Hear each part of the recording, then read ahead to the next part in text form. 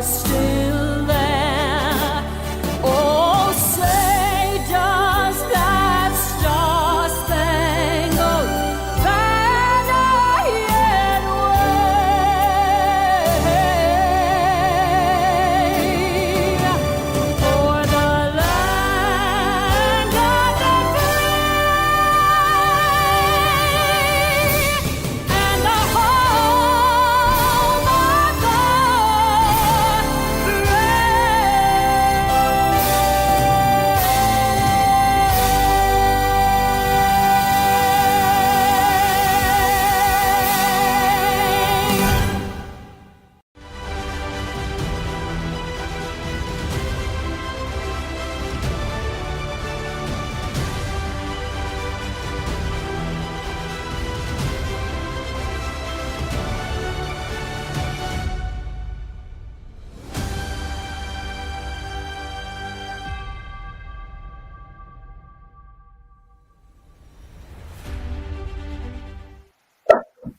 Good Monday morning.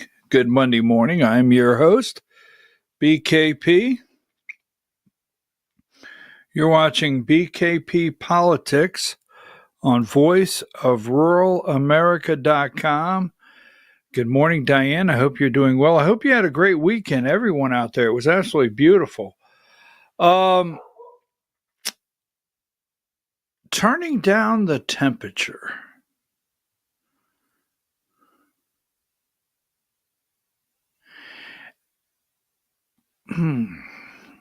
The investigation. Is the shooter in jail? Did this have something to do with some comments that Charlie Kirk made about Israel? Don't know. Wow. All over the map. All over the map.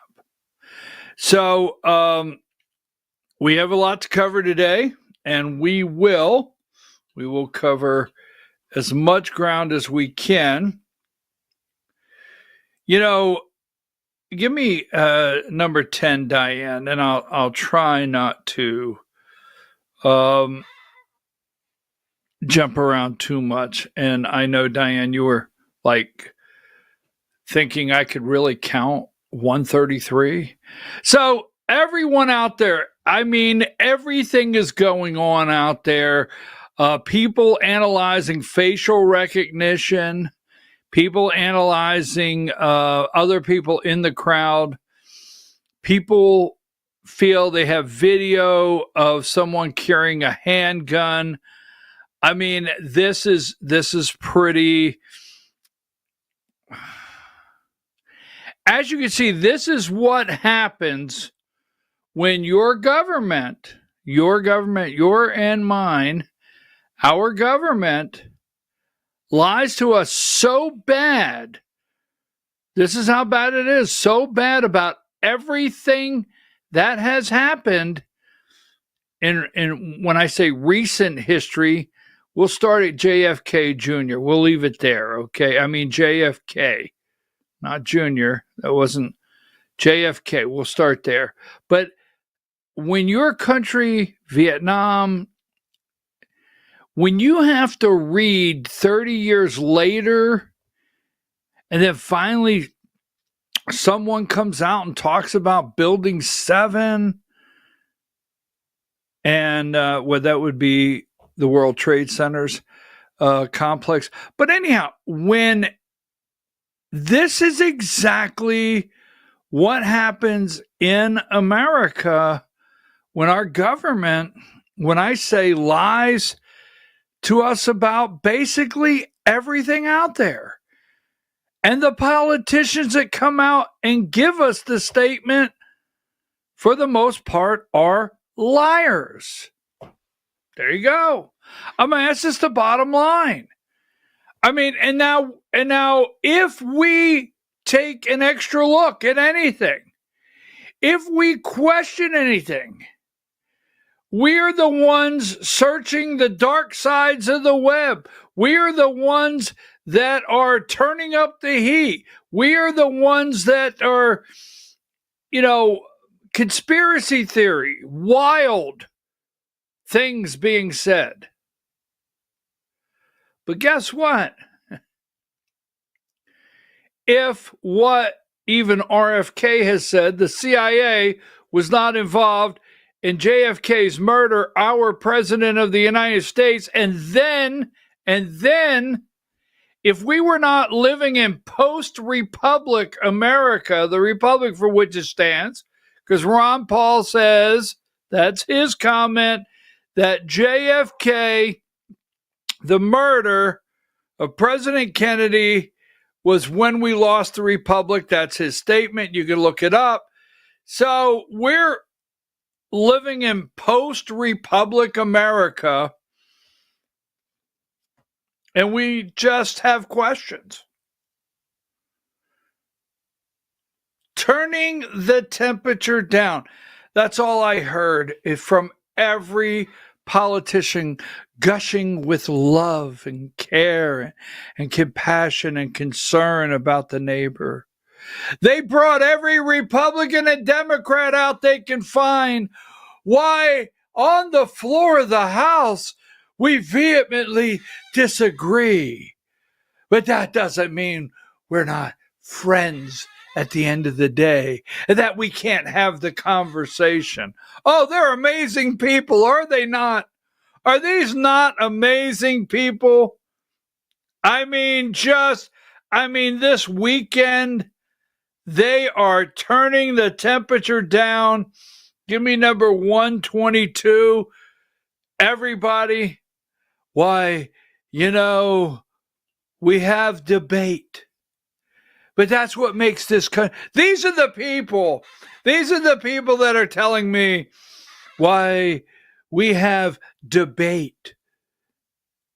And that's what makes our country great, is the fact that we can debate each other. But at the end of the day, we're friends and we get along, and we need an off-ramp to this hate and division in this country. We don't know who divided us. We don't know who put us on the left and who put us on the right. We don't know that. We don't know how in the world this ever happened. But just give us another, here's what we need. Give me 129. Here's what we need. We are the ones that brought you the hate, divide, the anger. We brought you every bit of this. Our networks, our lying Democrats, our lying Republicans, lying whoever. But if you'll give us another $58 million, we could feel safe. We don't know about you out there, but just shift us another 58 mil so we can feel safe. Security for those lawmakers in these tense times. All right, we got to get past that. It got me this weekend, all the loving and the kumbaya, and it's just amazing. We have to turn down the temperature. So I have a question for you.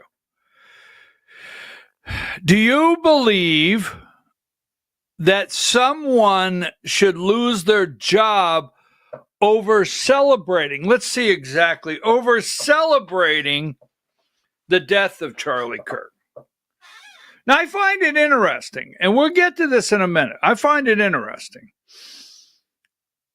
that you and I are supposed to have the freedom. Now, stay with me, because this is the day when some people are going to put me in a different box, and I know they will, but I don't really care.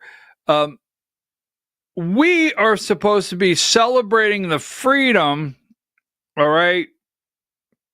We are supposed to be celebrating the freedom in this country to be able to criticize our government, to be able to say we're not happy with our elected officials or the direction our country is going in. I mean, if you take what I said concerning the Biden administration alone, right? We're free to do that. But God forbid you don't turn on Israel, but you condemn the government of Israel. You're not happy with Israel, the direction the government is going in Israel. God forbid you say anything, because all hell breaks loose online. And I mean, you're just not allowed to criticize. It is a nation. It is a government within the world. You know, they bombed Qatar, right? Israel bombs Qatar, and this is not the direction I was going to go in, but let's put it out there, Diane. I think I have it here. It shouldn't take much time. Israel bombs Qatar, and Doha, they don't tell us anything. Apparently, the United States, we don't know anything on this. Give me number 68. Rubio is over in Israel to discuss bombing Qatar, Doha, right? Rubio meets Netanyahu to discuss fallout from Israel's Qatar strike. And nothing. Our understanding is, give me number 77. Trump goes to Qatar.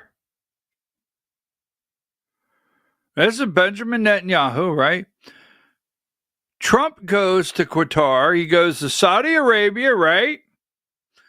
Qatar and the UAE. The President of the United States. And they make a major purchase from Boeing. Qatar Airways, like, is it $150 billion? I mean, it's in the billions, right? I don't know. I don't want to get my billions all messed up, right?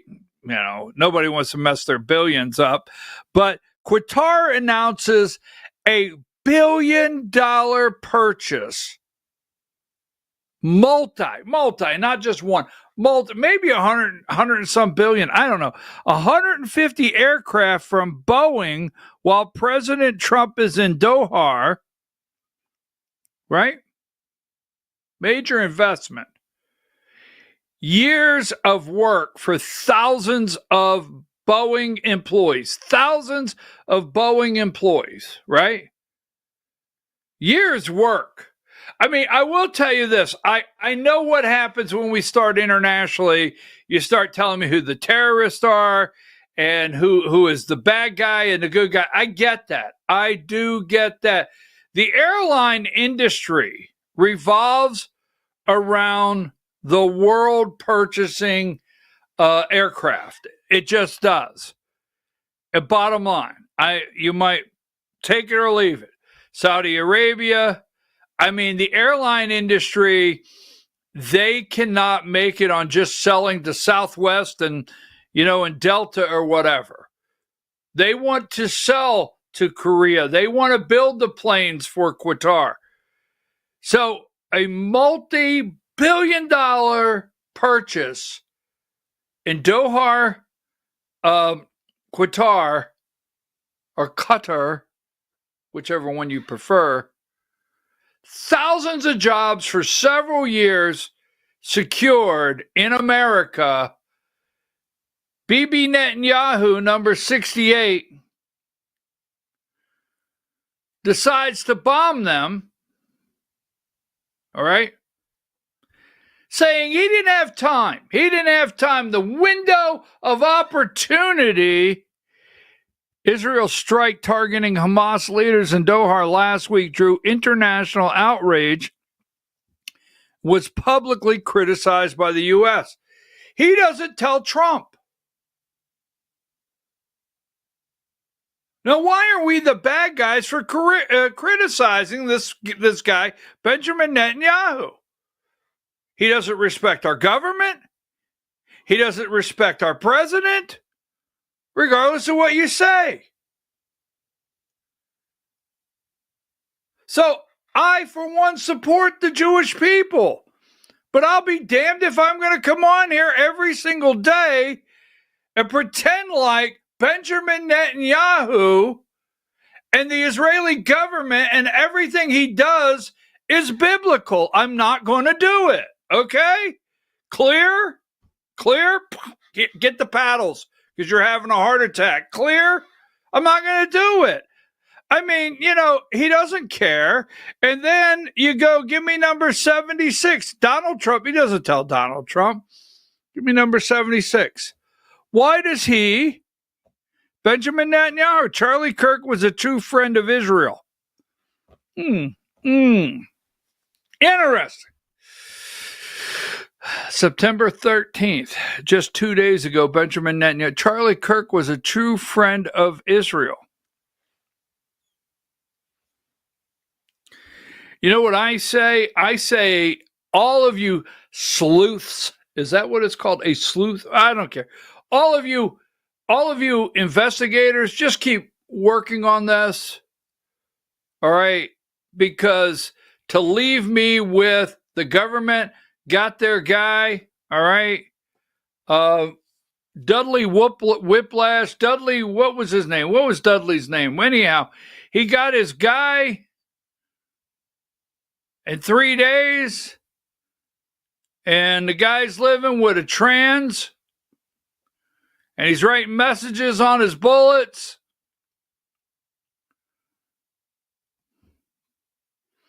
Maybe they have the right guy. Maybe.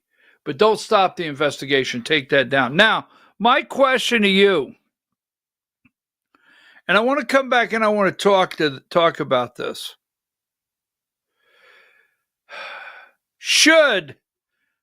Now we have freedom of speech, right? Hold on just a second. So we have freedom of speech. Should someone, if they hold an official title, if they have a job that surrounds children, should someone get fired for celebrating this murder? Because we got to turn it, right? Now, don't forget, Morning Joe. Don't forget, right? ABC, Good Morning America. Don't forget, they're all on there loving one another today. And they're doing their part to turn the temperature down. Tap, tap, tap, tap, down. Okay? So anyhow, what do you think? Should someone... All right, how about this person here? Now, we've all seen the video. When I say we all, I didn't bring it up because I just didn't. But they went in the vigils, right? All over the United States. People getting together, and that's okay. That was great. Many of you probably enjoyed church services yesterday that seemed a little more healing in the congregation, right?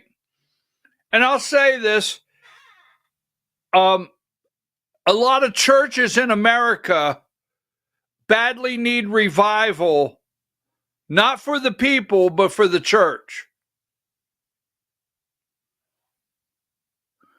I don't know if I got, did I get that the way I would? Yeah. Right. So maybe around this country yesterday, there was, or in the last several days, there's been real revival, and that's great. That's amazing. That's great. I can't advocate hate. I've gotten the messages. Charlie Kirk, he was a racist. He talked bad about black people. Okay, I've gotten every one of those messages. Every one. Loud and clear. I can't advocate hate. I can't advocate murder. I can't say that was okay. I mean, I can't. But the one side, right, says, hey, we have to turn the temperature down. And they don't want to talk about this. Diane, give me, I have it here somewhere. I could have sworn I had it. Yeah, give me number 85. So when I ask you a question, I'm going to give you a little bit. We're going to go to break. We're going to come back. We're gonna listen to some things Charlie Kirk said concerning Israel. How about Michael Savage? How many of you? I mean, the old Michael Savage. Come on, for years. You can't forget Michael Savage. He's not crazy, folks. Michael Savage is not crazy, so it can be different on some days. But then again, bada bing, bada boom, right? Can't we all? Teacher allegedly showed Charlie Kirk's assassination video to 10 and 11-year-olds, told students he deserved to be killed. Should that teacher be fired?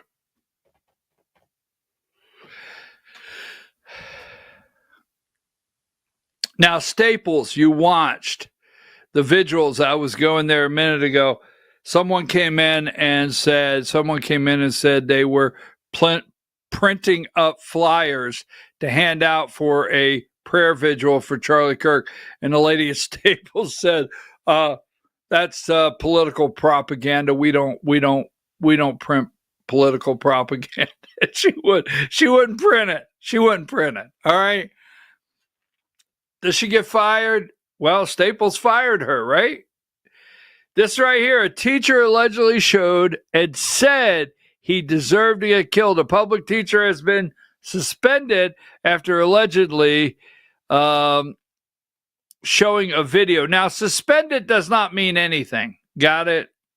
I'm just letting you know. You don't lose your pension. You don't lose your health care. There's a reason they have different classifications. Should this teacher be fired? Now, what about this right here? I'm going to give you this, and we're going to do it after the break because I want to talk about this. Give me 1:30. This came to me last night because this is a big country.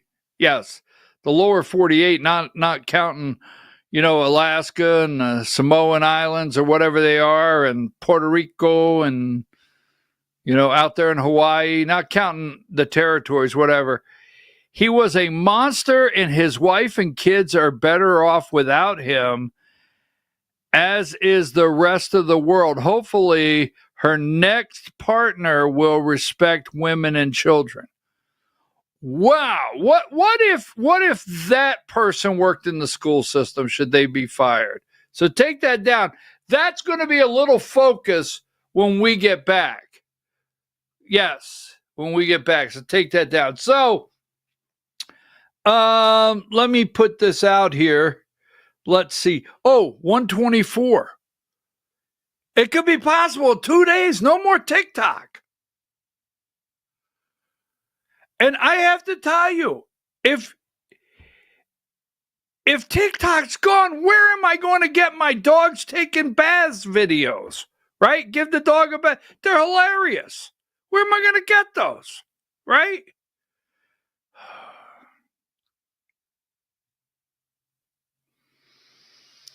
Two days from now, TikTok could be gone. 123, we are looking for a rate cut from the feds today or this week. And I went to a political event this weekend. Saturday, and we'll talk about Georgia football. Every time I start on football, I have a hard time of pulling it back in. And then one or two people always send me the message, are you going to do sports or politics? All right already. Back off. Anyhow, I went to a political event in Rabun County. So I want to give a shout out to Rabun County Republican Party. Give me number 16. We will talk about this in the Georgia hour because candidates were there. There were probably about 15, 16 candidates. There is what I call the hillside of political signs. Rabun County, Clayton, Georgia, Rabun County, Republican Party, great job. I spoke with Derek Dooley. I spoke with Mike Collins. I spoke with Tim Fleming. Who else? Well, I'll give you the rest of the list. Take that down. I'm still worried about number 13. Can anybody check on this guy for me? Just check. Give me an update. Can somebody give me an update on little X?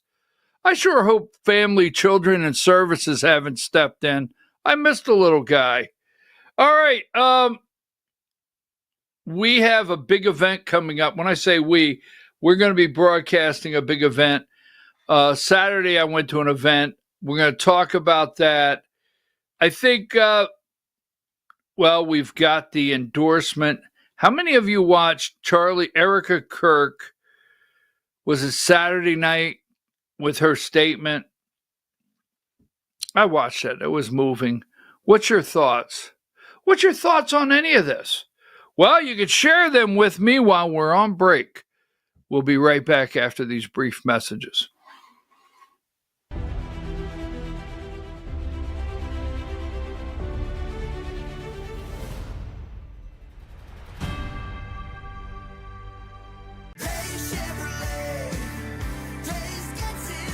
It's Truck Month Plus at Days Chevrolet in Jasper. Now save $11,000 off new Silverado 1500 crew cabs. Plus, get $500 bonus cash for your trade. Pick your Silverado from our huge selection. Save a whopping $11,000 off. Plus, $500 bonus cash for your trade during Truck Month Plus at Days Chevrolet in Jasper. Days Chevrolet. Days gets it done. Together, let's drive. Larry's Body Shop in Ellijay. Family owned and operated since 1978. The latest in cutting-edge digital technology and state-of-the-art equipment allow our iCard Gold Class certified technicians to restore your vehicle. Our second-to-none customer service will work directly with your insurance company. Major accident or minor fender bender, we take the dents out of accidents. Larry's Body Shop, North Georgia's #1 body shop. Visit us at collisiondecision.com.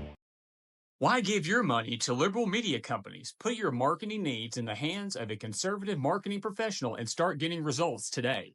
FYN Media Group, one of the top digital marketing agencies in Georgia, specializes in website design and hosting, social media promotion and management, and so much more. Visit FYNmediagroup.com or call 706-889-3564 for a free consultation. Welcome to El Rey Azteca Mexican Restaurant. We invite you to indulge your senses with our from-scratch authentic Mexican food. Whether you are hungry for fajitas or the El Rey Azteca burrito, we offer a wide variety of fine Mexican dishes, drinks, and desserts. Our inviting patio, indoor seating, and bar has a seat for everyone. So come to El Rey Azteca for delicious food, great drinks, good friends, and loads of fun in a casual and friendly atmosphere. Ladies, when you wear elegant jewelry, you become a force to be reckoned with. You shine brighter than the stars in the sky, and your inner beauty radiates like the sun. So embrace the magic, embrace the elegance, and let your jewelry be a reflection of your true, authentic self. My friends over at North Georgia Diamond know what a woman wants. Go see them for the perfect gift. And remember, when it comes to elegance, there's no such thing as too much. Come see us at North Georgia Diamond. We're igniting passion one sparkle at a time.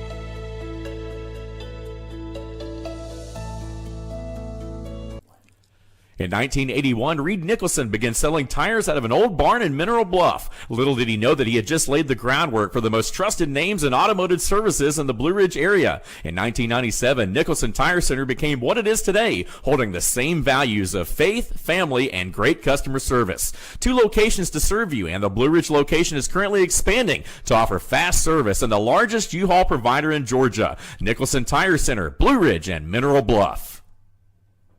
This is a special report.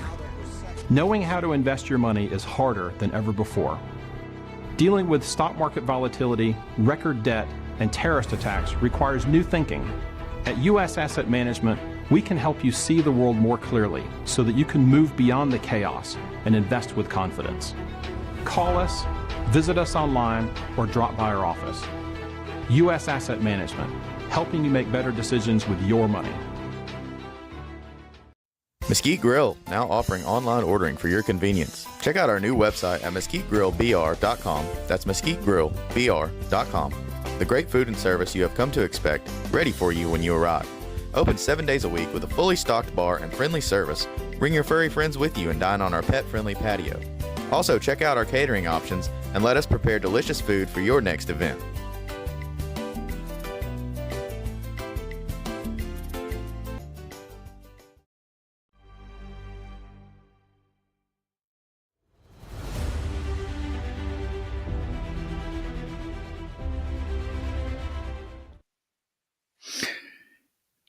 And we're back. We're back, and I'm your host, BKP. You're watching BKP Politics on voiceofruralamerica.com. Boy, did I have a long Saturday. I was out for 12 hours Saturday. It was a long day.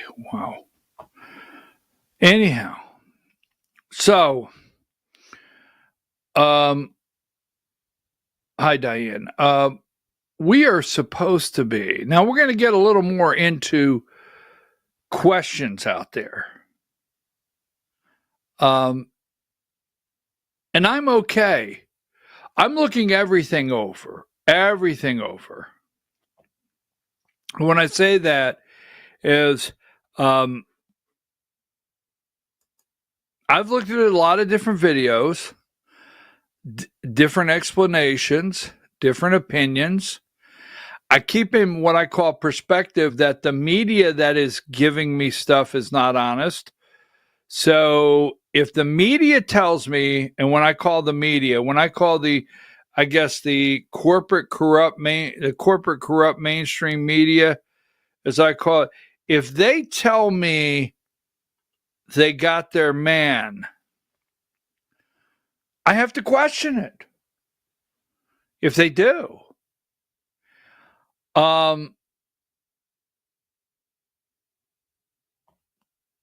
And how do I get around questioning that? And do I say, I mean, this what, and we're not the bad people, folks. You and I are not the bad people. How do we get around watching the media talk about, all right, so this is one of my favorite. Give me 98.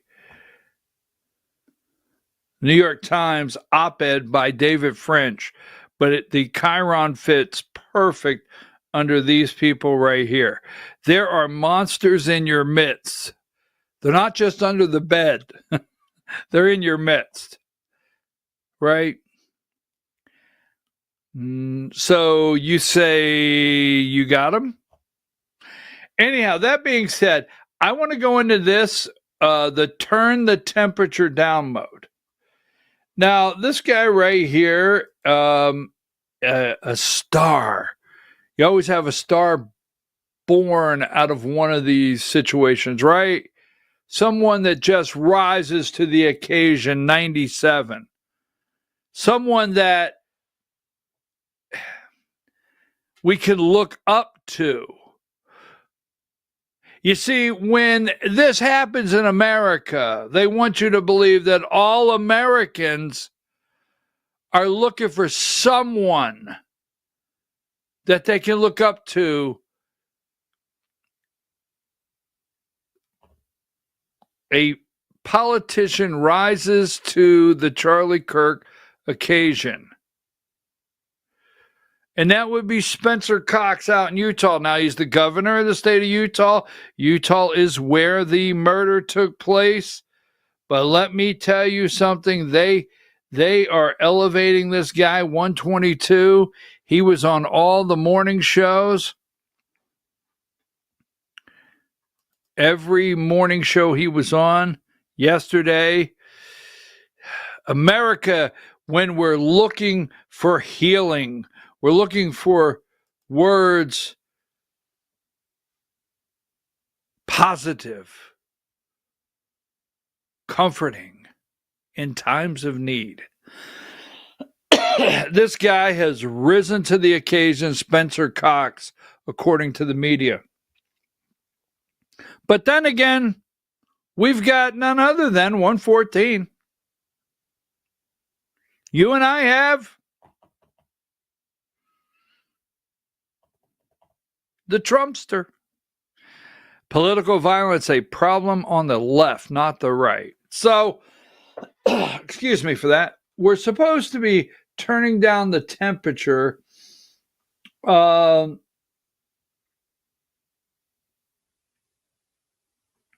Give me video 10.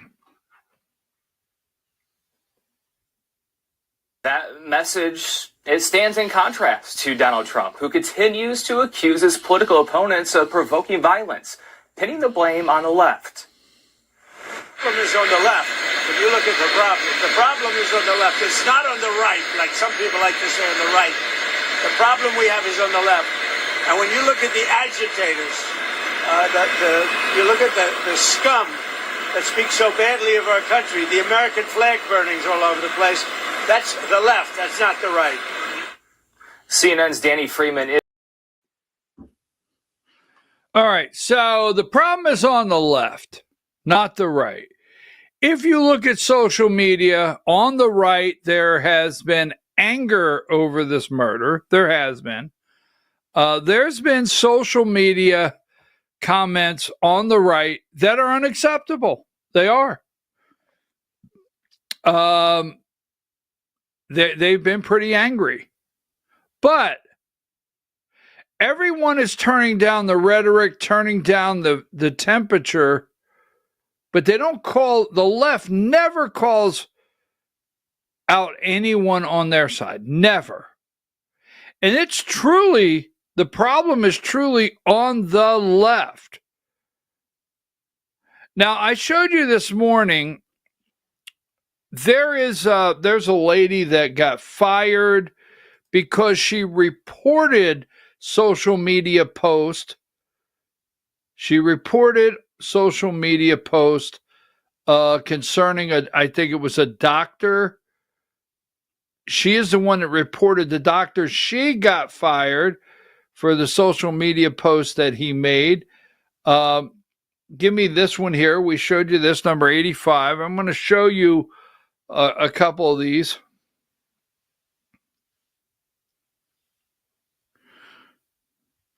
Teacher allegedly showed Charlie Kirk's assassination video to 10 and 11-year-old students. He deserved to be killed, the teacher said. Now, reaching into social media. So here is a 130. This is a post that I received out of the Lehigh Valley. The Lehigh Valley is Easton area. Easton area is Northampton County. Easton, just north of Philadelphia, about 60 miles. And the post says, and this is Kelly Keegan, he was a monster and his wife and kids are better off without him. Better off without him, as is the rest of the world. Hopefully, her new partner will respect women and children. He is a monster, and his wife and kids are better off without him, celebrating the murder of Charlie Kirk. Now, she is the Easton Area High School nurse. She's the nurse at the high school. Not only is she the nurse, well, I'll get into that. This is number 131. Kelly Keegan is a school nurse at Easton Area High School in Easton, PA. Here is the high school phone number, if you would like. It's right there on the screen. Anywhere in America. I think everyone, when I get done with this, I think everyone should share that number right now. We'll come back to it, and we'll show you the final post where she celebrates. It says he deserved to be murdered.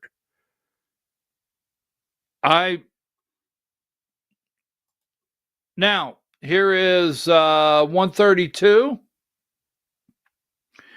She's not only the school nurse, she is Northampton County Councilwoman. Now, what that means for if you're in Georgia and you're watching or anywhere out there, I don't know how you identify your county government. We identify it here in Georgia as commissioners. So we have county commissioners. They have county council members. So the Northampton County Council, she's the school supervisor. She is the Easton area school system. She supervises all the nurses in the school system. She's a county councilwoman. There she is, taking her oath, incites rage over post calling Charlie Kirk a monster.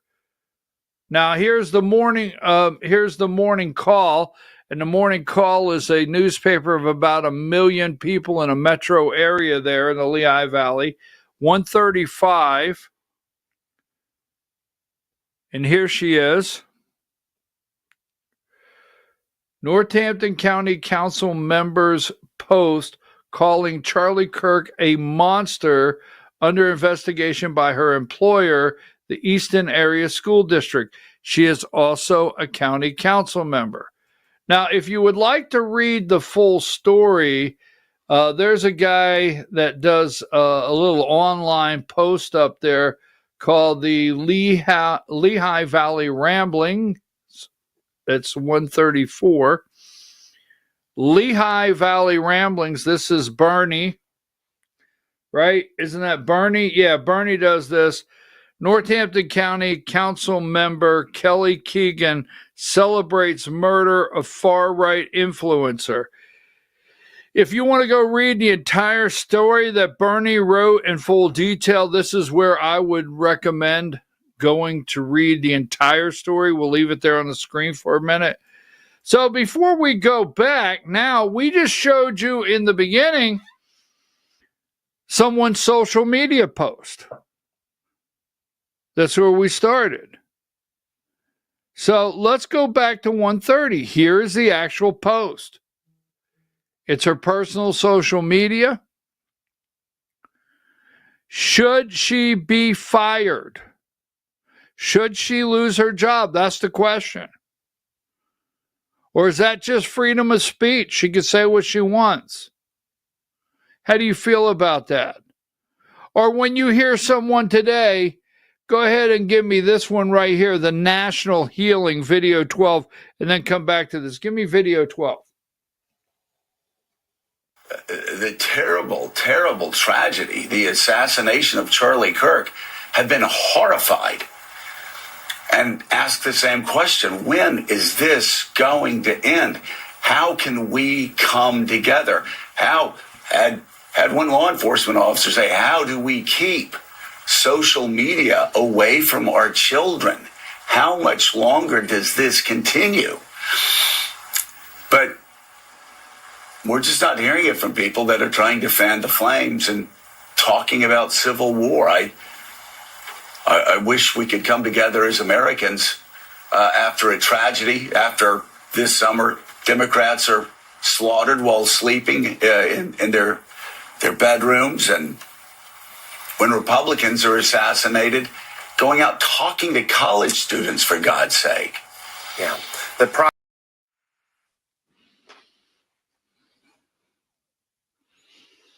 Did he forget? Because he said they're out talking about civil war, fanning the flames. When are we going to come together? Did you notice Joe Scarborough doing his Captain Kirk impression? When is this going to end? Sorry, Star Trek. I know there's times I shouldn't do things and I do. When is this going to end?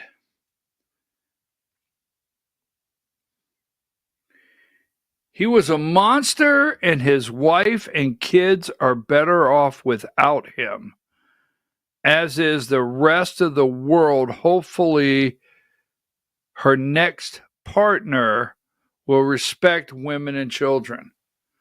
Wow. They're better off celebrating. Here is 131. This is the phone number of the high school. She's also, don't forget, she's also a Northampton County councilwoman. That's the phone number of the high school. I mean, I don't know. That is my question to you. Should these people be fired? Should they?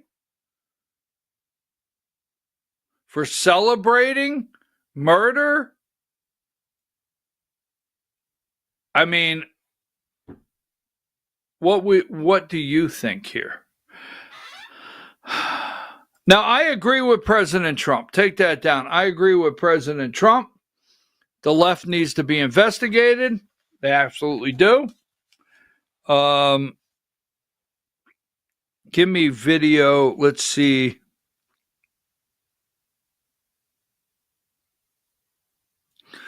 I don't want that one right now. Here's Elon Musk. Give me video 4. Let's pour Elon Musk into this conversation. And then you see how much violence there's on the left, with our friend Charlie Kirk getting murdered in cold blood this week, and people on the left celebrating it openly. The left is the party of murder and celebrating murder. I mean, let that sink in for a minute. That's who we're dealing with here.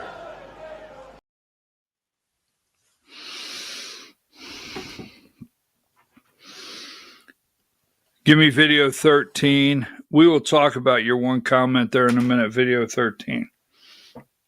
Have to be careful. When we attack people, we have to be careful. You mentioned Charlie Kirk, sir. What organizations on the left you anticipate investigating? We talked about this last week. Well, the problem is on the left.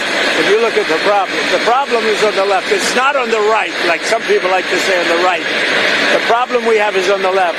And when you look at the agitators, you look at the scum that speaks so badly of our country, the American flag burnings all over the place, that's the left, that's not the right. Do you plan on investigating? We'll see. We'll be announcing. They're already under investigation. You know, they're already under major investigation. A lot of the people that you would traditionally say are on the left. They're already under investigation? Already under investigation. Have you asked to start revoking the visas of those who have celebrated Charlie Kirk's death? Have you asked to start revoking the visas of the foreigners who have celebrated Charlie Kirk's death? No, we haven't, but we are looking at names. We don't like that. That's not right. We wouldn't celebrate if something happened on their side, and we don't. These are sick people. These are really deranged people. Any progress on the Fed chairman, sir? Well, other than I don't like him.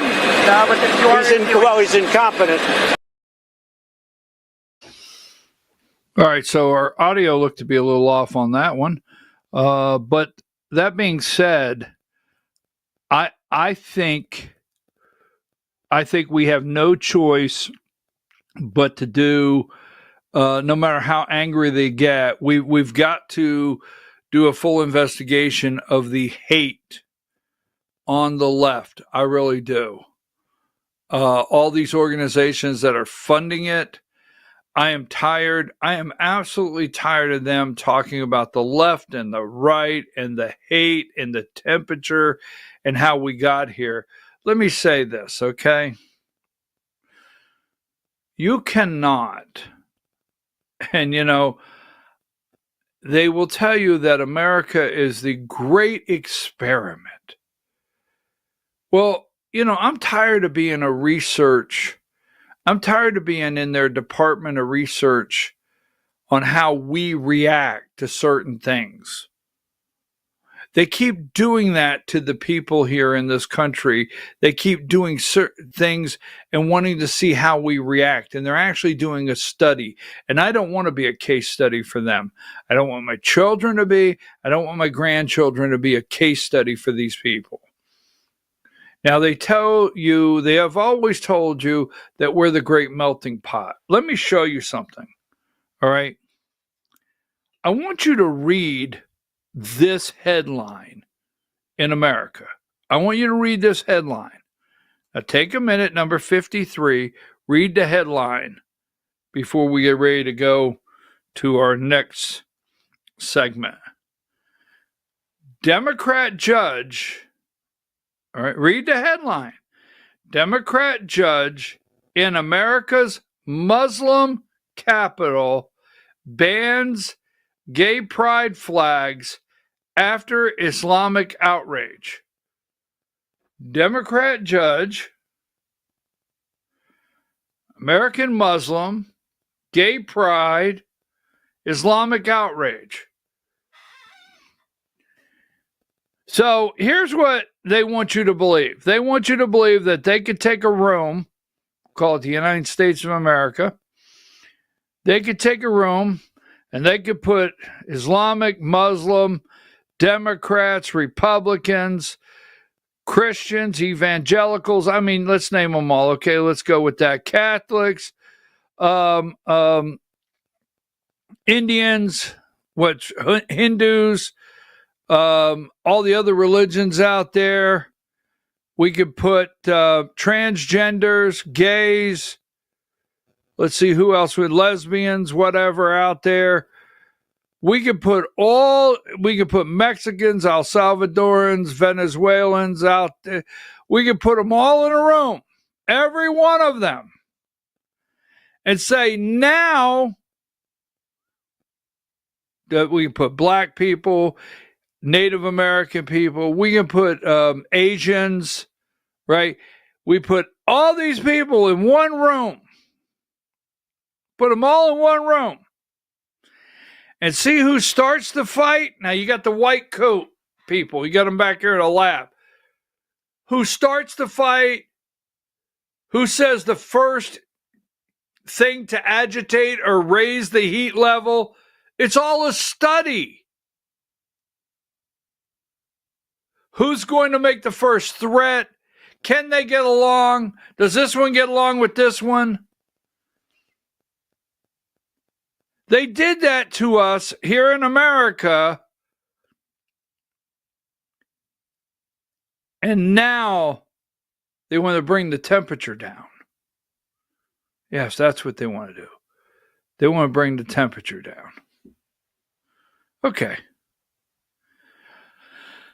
So when we return, I always love when President Donald Trump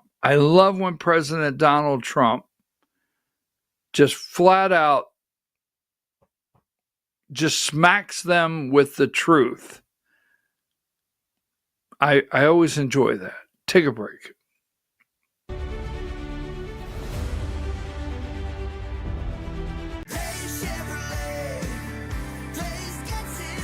It's Truck Month Plus at Day Chevrolet in Jasper. Now save $11,000 off new Silverado 1500 crew cabs. Plus, get $500 bonus cash for your trade. Pick your Silverado from our huge selection. Save a whopping $11 grand off. Plus, $500 bonus cash for your trade during Truck Month Plus at Day Chevrolet in Jasper. Day Chevrolet. Days gets it done. Together, let's drive. Larry's Body Shop in LJ. Family owned and operated since 1978. The latest in cutting-edge digital technology and state-of-the-art equipment allow our iCard Gold Class certified technicians to restore your vehicle. Our second-to-none customer service will work directly with your insurance company. Major accident or minor fender bender, we take the dents out of accidents. Larry's Body Shop, North Georgia's #1 body shop. Visit us at collisiondecision.com. Why give your money to liberal media companies? Put your marketing needs in the hands of a conservative marketing professional and start getting results today.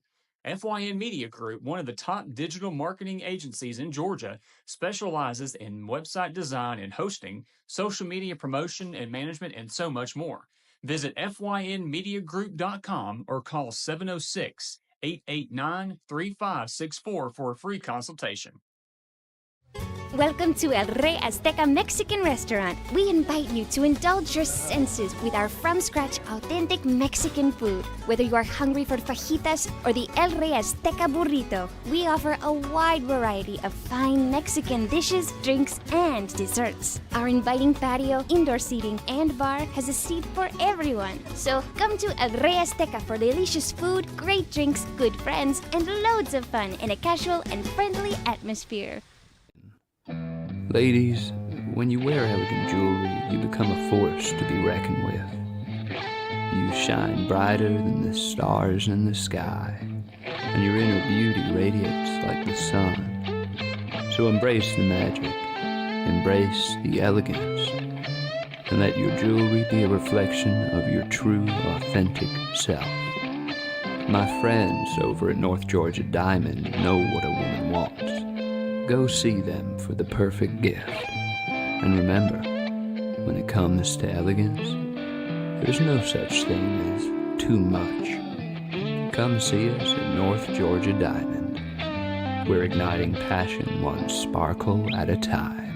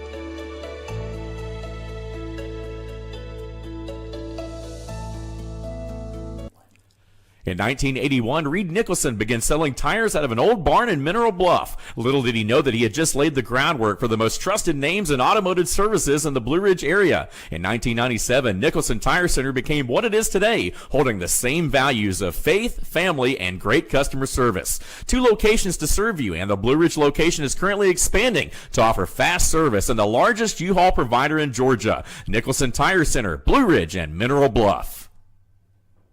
This is a special report. Knowing how to invest your money is harder than ever before.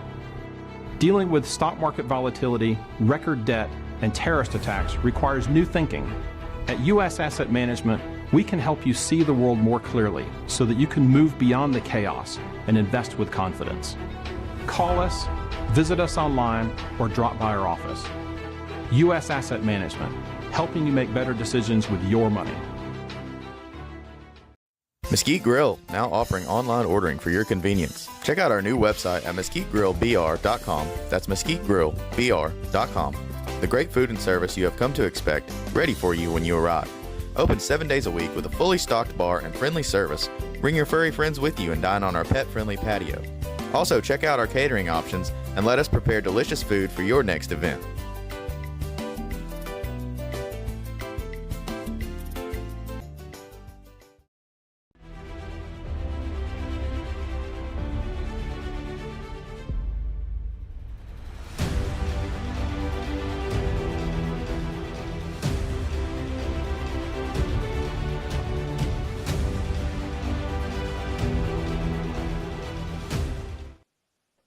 All right, folks, we're back. I'm your host, BKP, and you're watching BKP Politics on Voice of RuralAmerica.com. At 10 o'clock will be the Georgia Hour. The Georgia Hour is at 10 o'clock. I met a candidate for Georgia State school superintendent that I really enjoyed. We have a new candidate for governor of Georgia. It's going to make it interesting. An outsider trying to bill themselves as an outsider. So that will be 10 o'clock, the Georgia Hour. Now, so I absolutely have said on this program, if you're new to the program, I will make this, I will do this quickly. Won't let this linger. I had it here a minute ago. All right. So we know Russia won. You and I do. And we know that drones have flown over Ukraine into Poland, NATO airspace. We know that. And we know that Ukraine wants security guarantees. And Russia said, no, there'll be nobody. You won't put boots on the ground in Ukraine. We know that NATO is now stacking up or preparing to stack up troops and weapons in Poland. Next best thing to being in Ukraine. We know that. We know that India, China, and the rest of the world, that sanctions doesn't work. We know that. We know that Trump knows that they're just sitting back. They're sitting back and sanctions is not working. We know that. We know that the UK is broke. France is broke. We know they're waiting on us to pay the bills. They're waiting on us to send the money. They expect us to put the sanctions on the countries around the world. You and I know that they're buying oil. We know that. So Trump put this out.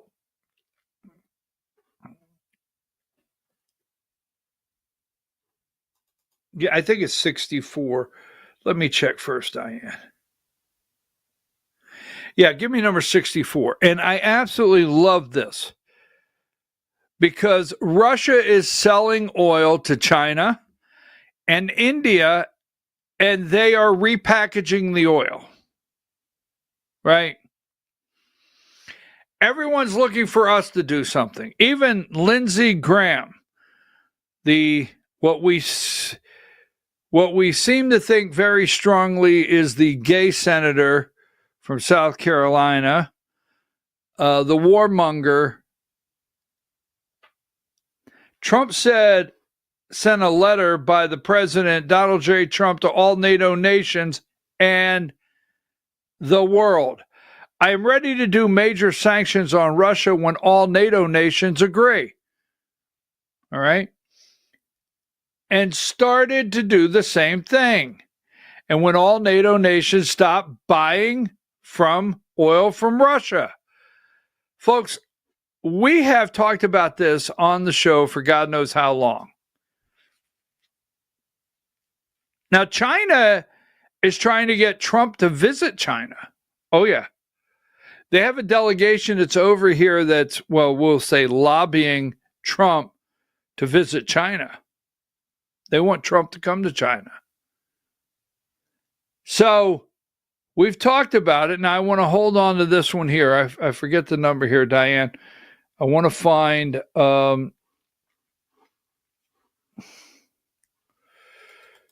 I have it here, so hold tight. It won't take but a second. Give me number 73. This is from Istanbul. European sanctions on Russia, not tough enough. I'm willing to do sanctions, but they're going to have to be toughened up. You're going to have to toughen up your sanctions over here, right? And I want to show you this one graphic I know I have here on the purchase of oil. 107.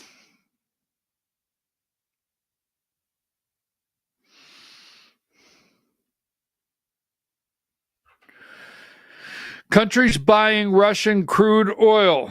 All right. Now, Russia gives them a discount. Now, I don't know about the EU and Turkey, but China and India resell. So they're called ghost ships. Russia sends out these ghost ships with no direct indication where they're going to land. Happens all the time. The EU is buying 6% still of Russian crude oil. Turkey's buying 6%. But this is the direct purchases from Russia. EU is still buying 6%. But what they don't have here, NATO member Turkey is the third largest buyer of Russian oil. Turkey's buying 6% itself. And China and India purchased the oil. They purchased liquid natural gas, and they resell. They are resellers of Russian energy. That's the bottom line. And Trump says, go back to, can you go back to his actual post? A letter sent, right? I'm ready to do major sanctions on Russia when all NATO nations have agreed. It started to do the same thing and when all NATO nations stopped buying Russian oil from Russia. As you know, NATO's commitment to win has been far less than 100%. They keep saying they want to win. They keep meeting with Zelensky. They keep saying they're going to do X, Y, and Z. And the purchase of Russian oil by some has been shocking. It greatly weakens your negotiating position and bargaining power over Russia. Anyway, I am ready to go when you are. Just say when. I believe that this plus NATO as a group placing 50% on to 100% tariffs on China to be fully withdrawn after the war in Russia and Ukraine is ended, and also be a great help to ending the deadly but ridiculous war. So, look, when you read the whole thing, NATO, Trump is putting NATO on blast. Thank you for your attention to this matter, Donald J. Trump, President of the United States. If NATO does as I say, the war will end quickly and all of those lives will be saved. If not, you are just wasting my time and the time, energy, and money of the United States. Now, I told you this, right? NATO, the UK, they heard him say, I will end this in 24 hours during the campaign. Remember? The UK signed the 100-year deal. Go look at it. The UK on January 16th 4 days before Trump got inaugurated, signed a 100-year deal with Ukraine, not knowing what Trump would do. NATO has laid all these traps for Trump. Every time they meet, they start talking about how strong Trump is as a leader, and only Trump's words can bring peace. And we thank Trump for his tough negotiations, but it's all lies. And they keep wanting to say, Blumenthal, this guy Blumenthal, we won't use any bad words, Blumenthal. And I think he's an alcoholic. I think Lindsey Graham is a gay alcoholic from South Carolina and senator. That's what I think. All right. They want these sanctions, these heavy sanctions. Trump said, you know what? Well, wait, let's hear what Trump said. Give me video 11, I think it is. 11, yes. Ready to do major sanctions on Russia if NATO does the same thing, and only if all NATO member countries stop purchasing Russian oil. The Trump administration has been putting inconsistent pressure on Russia in recent weeks, giving 2-week deadlines, but allowing those to pass without taking action. Now, President Trump says it's up to NATO and Europe to make a move. NATO has to get together. Europe has to get together and do it. Look, Europe they're my friends, but they're buying oil from Russia. So we can't be expected to be the only ones that are, full bore. But Europe is buying oil from Russia. I don't want them to buy oil. And the sanctions that they're putting on are not tough enough. And I'm willing to do sanctions, but they're going to have to toughen up their sanctions commensurate with what I'm doing. But just to clarify, you wouldn't move ahead until NATO moves ahead. Well, I'm ready to move ahead, but they have to do it. I think they will. But right now they're talking and they're not doing it. Look, they're buying oil from Russia. We're not buying oil from Russia. They're buying a lot of oil from Russia. That's not the deal. Meanwhile, Ukraine. They're buying a lot of oil from Russia. I mean, we've said this on the show for a year. They're buying from Russia. Russia does not care about their sanctions. Russia won this war. And NATO's not, I feel Trump knows NATO's not going to come up to it. And the reason he wants the tariffs on China is they're like, wait a minute. We could quit buying Russian oil, but we could buy oil from China, right? No. Well, even if we think it really comes from China, no, you can't.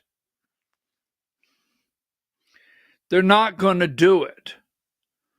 They are not going to do it. There's a new world of alignment going on, all the above.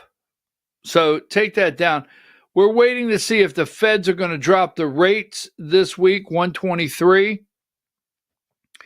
And then 112, Charlie Kirk, his show, today's show, J.D. Vance will be doing and paying tribute to Charlie Kirk by doing his show, sitting in his chair today at 12 o'clock, Vice President J.D. Vance. Now, let me see if there's anything just out there right now. Let's see. Kathy Hochul, number 56, has endorsed Modani. She has endorsed Modani. I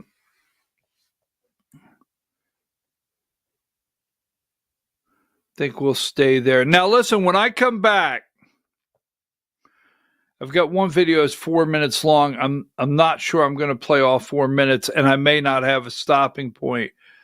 When I come back, I opened up the show saying, go ahead, investigate. So let's take about 30 minutes when I come back and look at some different things that are being questioned around the internet concerning what's this guy's name? I don't even know his name. What's his name? Tyler Robinson. He is going to be brought up on formal charges tomorrow, and he's not cooperating with authorities. Take a break.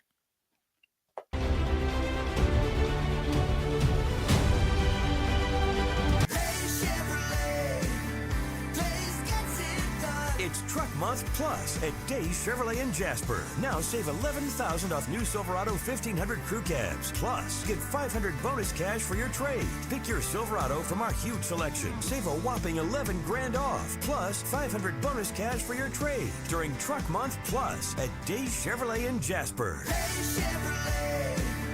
Days gets it done. Together, let's drive.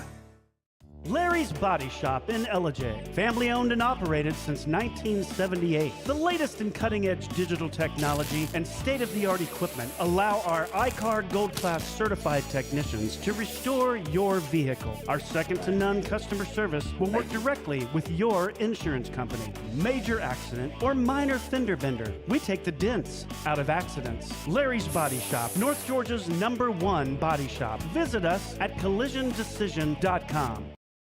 Why give your money to liberal media companies? Put your marketing needs in the hands of a conservative marketing professional and start getting results today. FYN Media Group, one of the top digital marketing agencies in Georgia, specializes in website design and hosting, social media promotion and management, and so much more. Visit FYNmediagroup.com or call 706-889-3564 for a free consultation.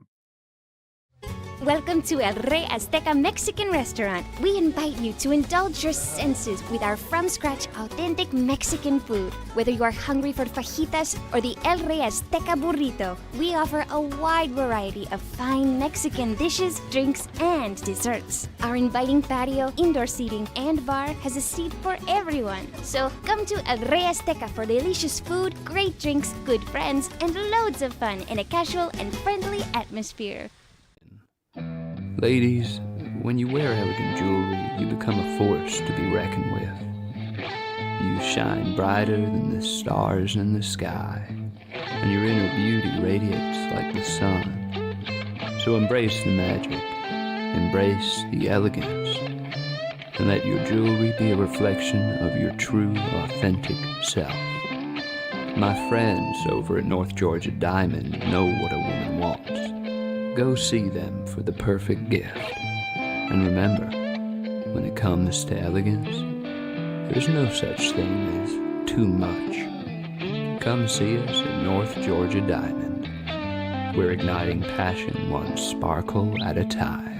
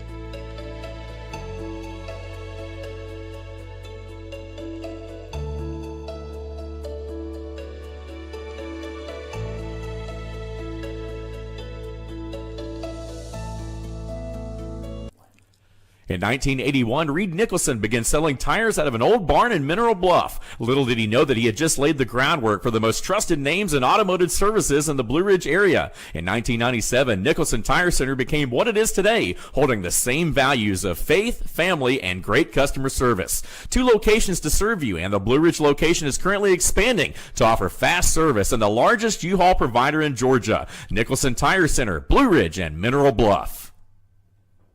This is a special report. Knowing how to invest your money is harder than ever before. Dealing with stock market volatility, record debt, and terrorist attacks requires new thinking. At U.S. Asset Management, we can help you see the world more clearly so that you can move beyond the chaos and invest with confidence. Call us, Visit us online or drop by our office. U.S. Asset Management, helping you make better decisions with your money. Mesquite Grill, now offering online ordering for your convenience. Check out our new website at mesquitegrillbr.com. That's mesquitegrillbr.com. The great food and service you have come to expect, ready for you when you arrive. Open 7 days a week with a fully stocked bar and friendly service. Bring your furry friends with you and dine on our pet-friendly patio. Also, check out our catering options and let us prepare delicious food for your next event.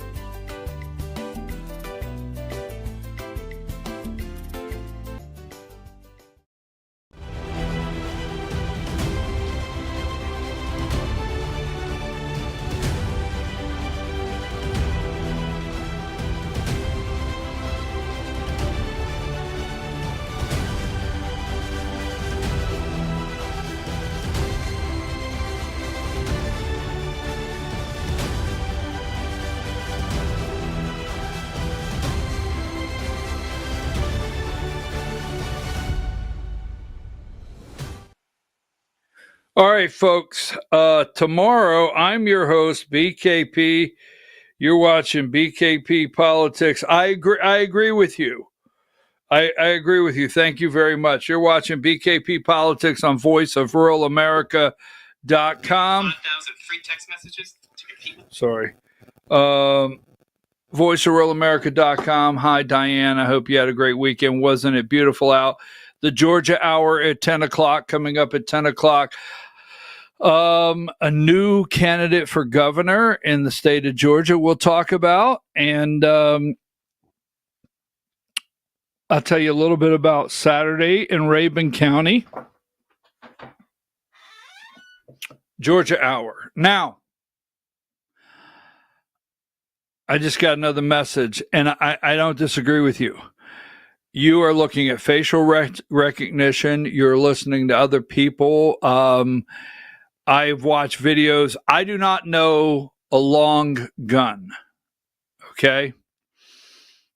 I don't know a long gun. Now, I will say I don't know if this is appropriate, so don't take this wrong, but I don't own a long gun. I personally don't. I own handguns, plural. So you know out there. And I legally own handguns. All right. But a long gun I do not personally own. I don't know when people are saying to take this certain long gun apart, you have to have a tool.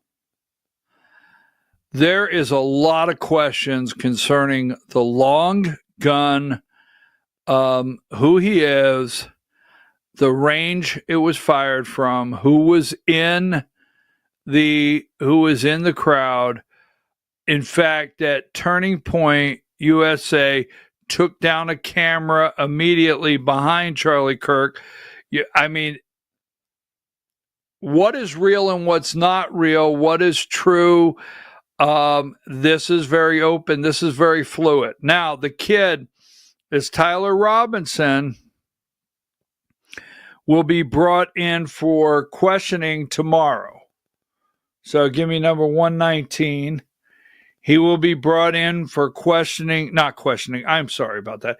He will be brought in and read his formal charges tomorrow. All right.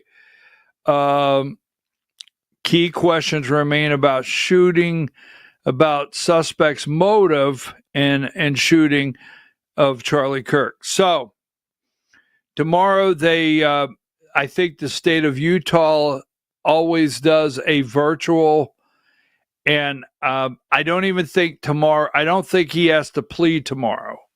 I don't think he has to. I think tomorrow what happens is he sees a judge. He is given a bond hearing. The charges are read. We find out if he has an attorney, if someone's entered as far as appearance for him as an attorney. Do you understand the charges? And a bond hearing is set next. I think not exactly clear on Utah law, but that should be all it is tomorrow. So don't look for anything big. the charges will be read, and then there may be more details about the charges coming out tomorrow that they have against this guy. So, is this guy number 10? Is this guy this guy? It's the only way I know to put it. Is this the guy? Right? Don't know. A lot of people are able to put the two pictures in a computer program and say yes or no. Now, that being said, we talked about, first of all, let's go through a couple things here.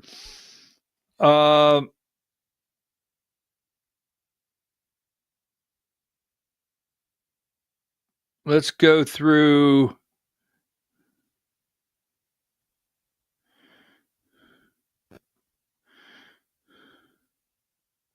Give me video 8.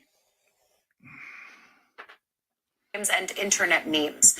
Utah Governor Spencer Cox told NBC News yesterday that the suspect is not cooperating with authorities, but his roommate, who Cox said was shocked by this shooting, has been helping investigators. The governor added that the suspect was in a romantic relationship with his roommate, who is transgender. A federal official telling NBC News there's not a solid understanding. Give me number 84. So he's not cooperating. He's not talking. He's got his own little furry. This is his little furry, right? He's got his own little furry right there. And he wrote on a shell casing. So I have to tell you this. I can't even process the thoughts of shooting someone. I really can't. Or premeditating something like this. So I'm just caught off guard that these people take the time to write messages on shell casings. And then this one has the messages on shell casing. He has the conservative parents. He is being radicalized, right? Political terrorist. And he's got a partner. His partner is transitioning.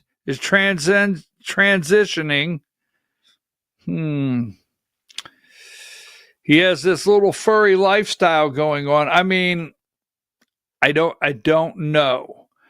Now, here is Michael Savage. Do you know Michael Savage?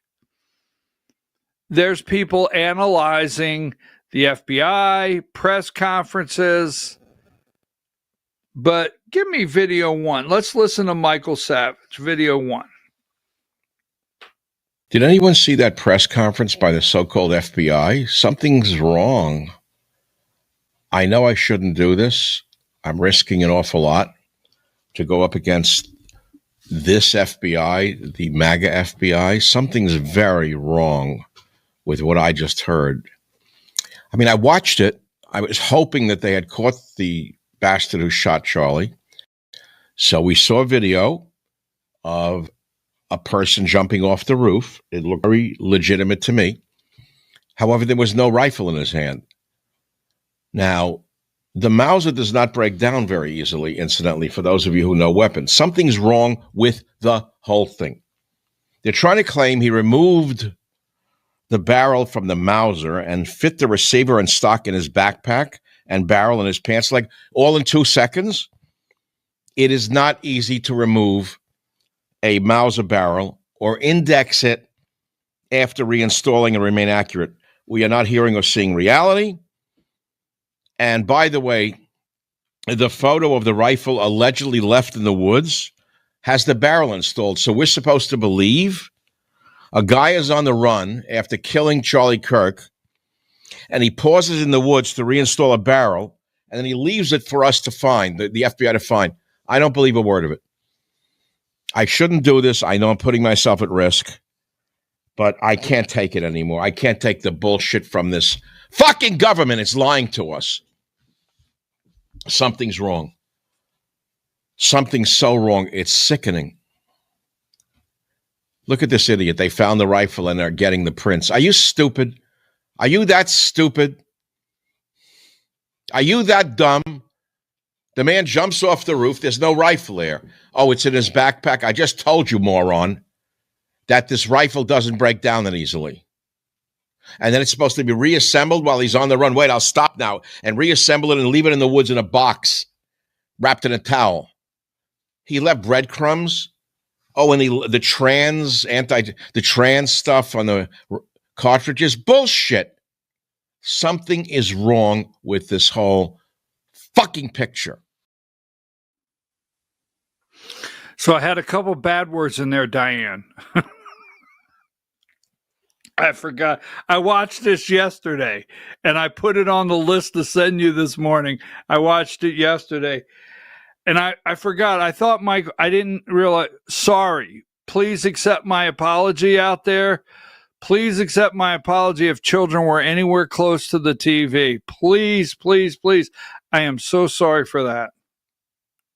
But something's wrong. I mean, I'm just wondering. I mean, what did you think? I apologize. Please, will you ever forgive me?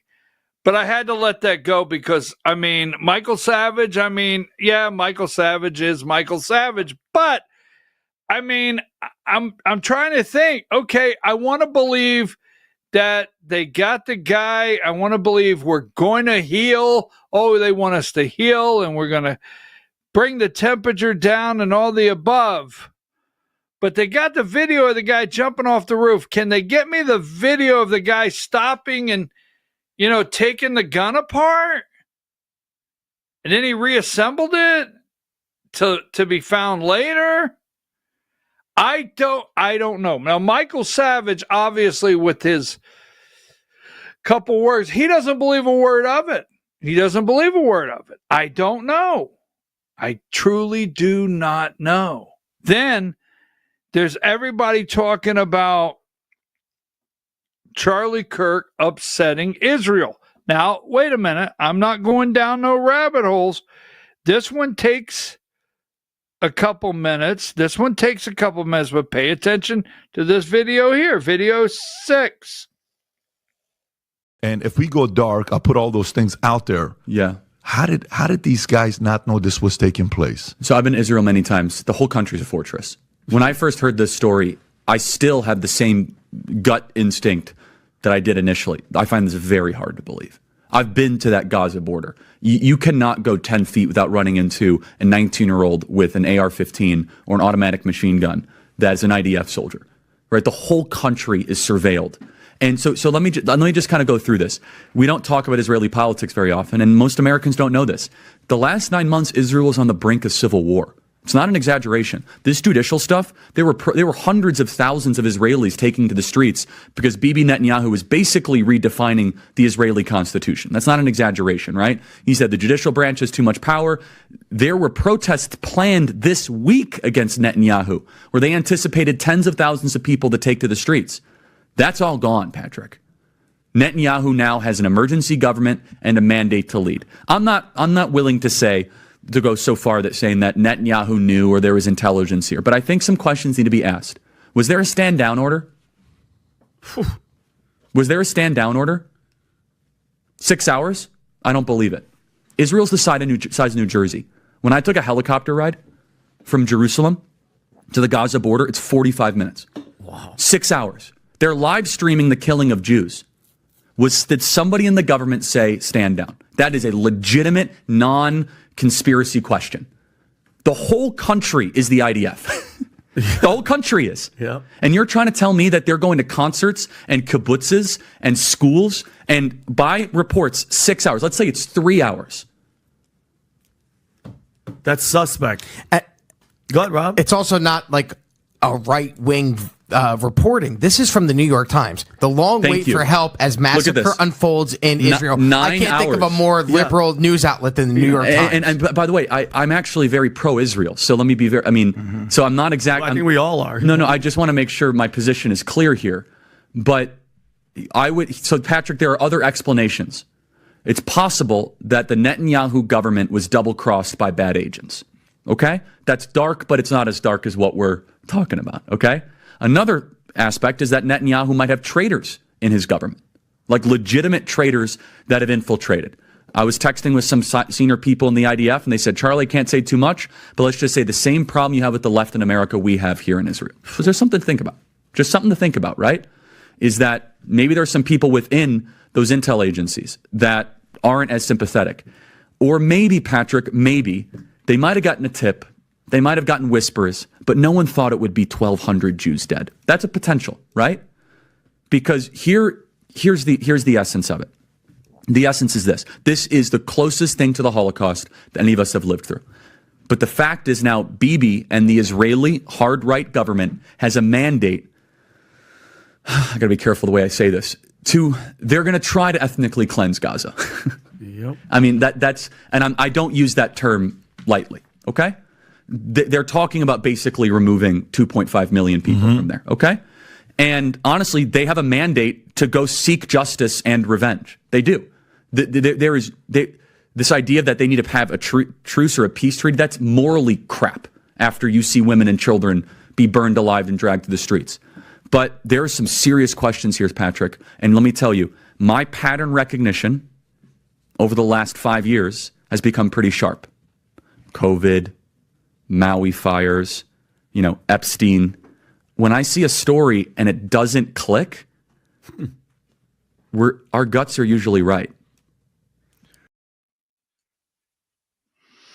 So does it click for you? When I see a story and it doesn't click, maybe the murder of Charlie Kirk, the assassination, when I see a story coming from his own mouth and it doesn't click, right? October 7th, was there a stand down order? Was this the green light for ethnic cleansing in Israel? Right? He said it. Benjamin Netanyahu, he said it. Israel was on the verge of civil war. They were on the verge of getting him out. They were major protests. I'm telling you, I just want to play 3.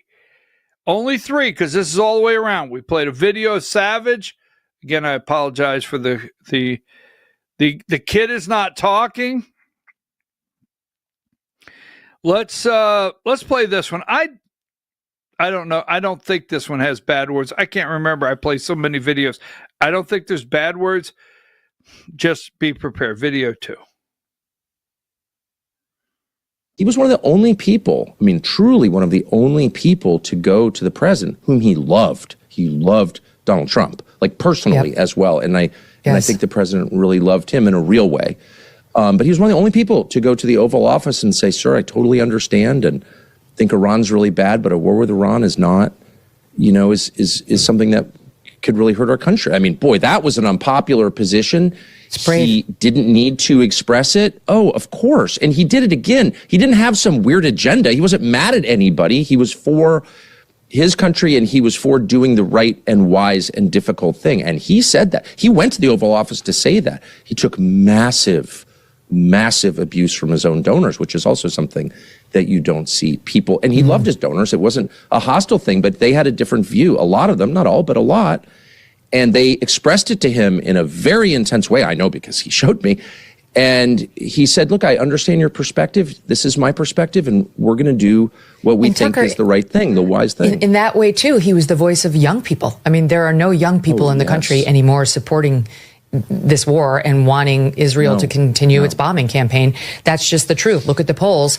And he was in touch with them. And even where his own opinion may have differed from their opinion, he felt like he owed it to them to bring their message to the sitting president of the United States. That's what's been snuffed out.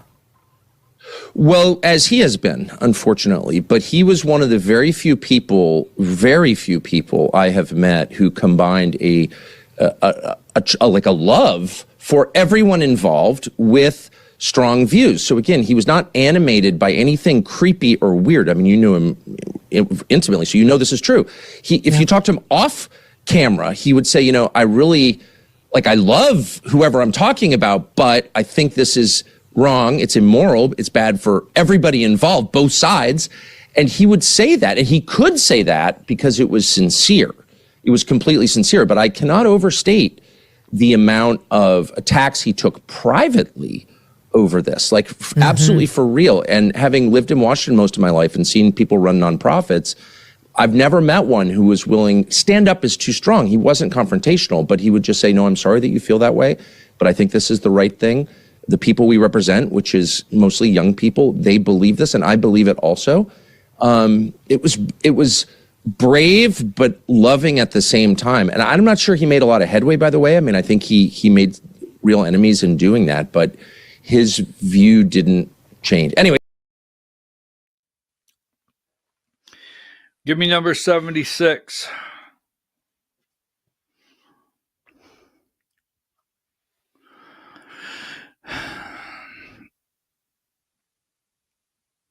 Charlie Kirk was a true friend of Israel. Rest in peace, Benjamin Netanyahu.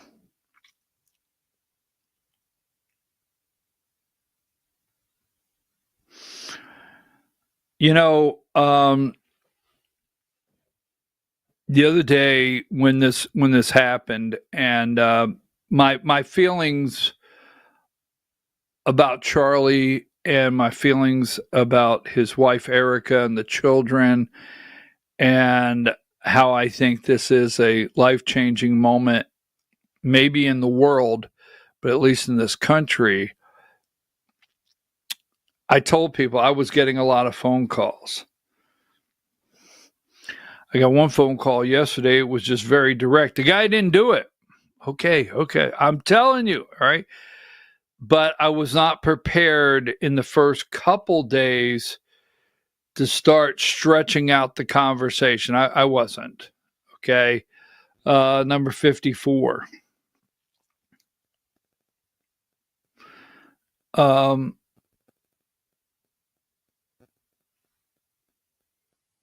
Now, I have a question for you. Did you watch Erica's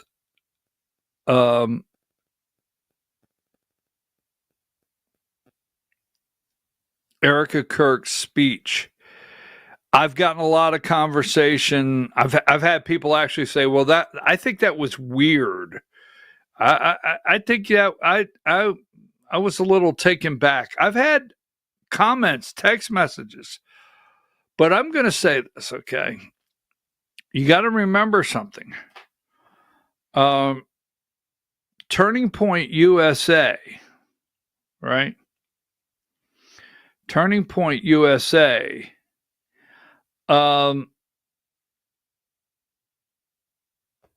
It's a big organization. Turning Point USA has a board. Turning Point USA has donors. Turning Point USA has, I think, CEO, COO. I don't know exactly what their corporate structure is, but they have a board. I do know that. They have people that operate at the top. They have management. They have employees internationally and nationally. They have employees all over. They got employees here in Georgia. They have locations. They have chapters. Now, someone said there was 900. Is it 900 new chapters were requested in America alone this past weekend? But someone from Turning Point Action had to come out and speak. That's my thought. And someone has to let people know that we're still here and we're operating, and we're not going to let this drive us down. I mean, I don't know. Someone had to come out and make a bold statement for Turning Point USA, the organization. And that was Erica, that I could see. So I don't know. What say you? How do you feel about the statement she came out and made? I think I understand it. I think I understand it. That's all I could say is I think I understand it. Okay. 69, the guy is not cooperating. All right.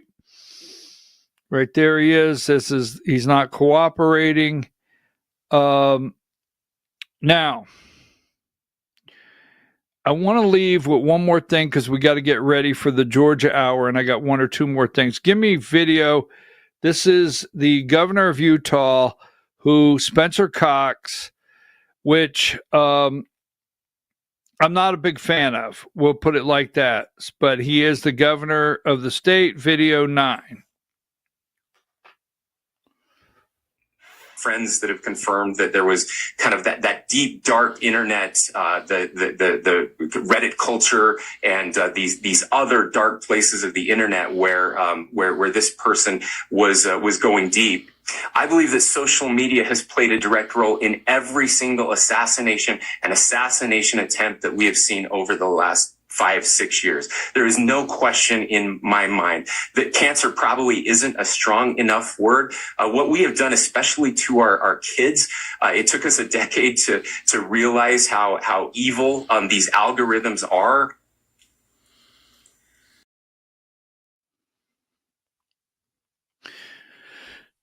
Controlling the next generation of free speech. Because I will tell you, there's a lot in what he said that you think, or I think, maybe he's correct. And how do you, if you think anything he said is correct, what do? Do you look to control? Is this the perfect thing with the youth to control the next generation of free speech?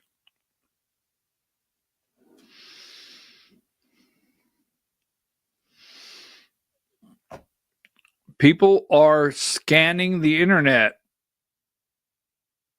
everyone's social media, to see if they can find something. Very interesting. All right, so we're going to take a break. When we come back, it'll be time for the Georgia Hour. Don't forget, number 11. Don't forget. Today, and it's sold out, Peter Thiel, it starts today, 15th, the 22nd, the 29th, and the 5th, a 4-part lecture on the Antichrist. Peter Thiel. Just thought you might want to remember that, right? And I'm not going to put that one up. Let me see. I have another one here. I got to throw up Michael McCall, number 60. Actually, I'm very pleased at this news that he is leaving. He is leaving. He's retiring. He will not seek re-election. We'll talk about how that works a little later.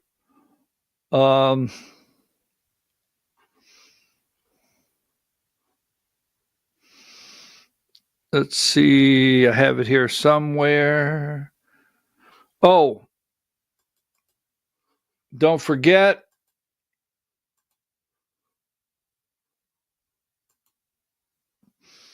$101 stopgap. Mike Johnson, the Speaker of the House, was out all day yesterday telling everybody, September here, stopgap spending bill. They're going to put a stopgap deal to avoid the shutdown.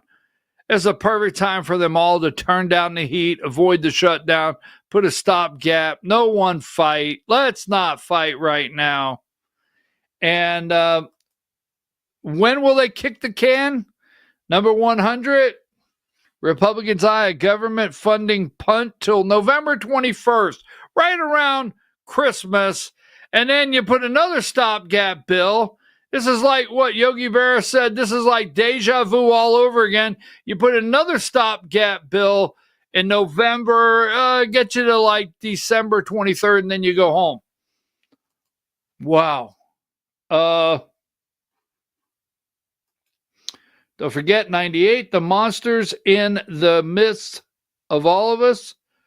And Missouri has redrawn their lines, their congressional lines, to pick up one more seat. We will be back. Thank you for joining us for BKP Politics. We will be back tomorrow morning at 8 a.m. with BKP Politics, but we'll be here in 11 minutes for the Georgia Hour. You don't want to miss it. The Georgia Hour, 10 o'clock. Diane, I'll see you at 10.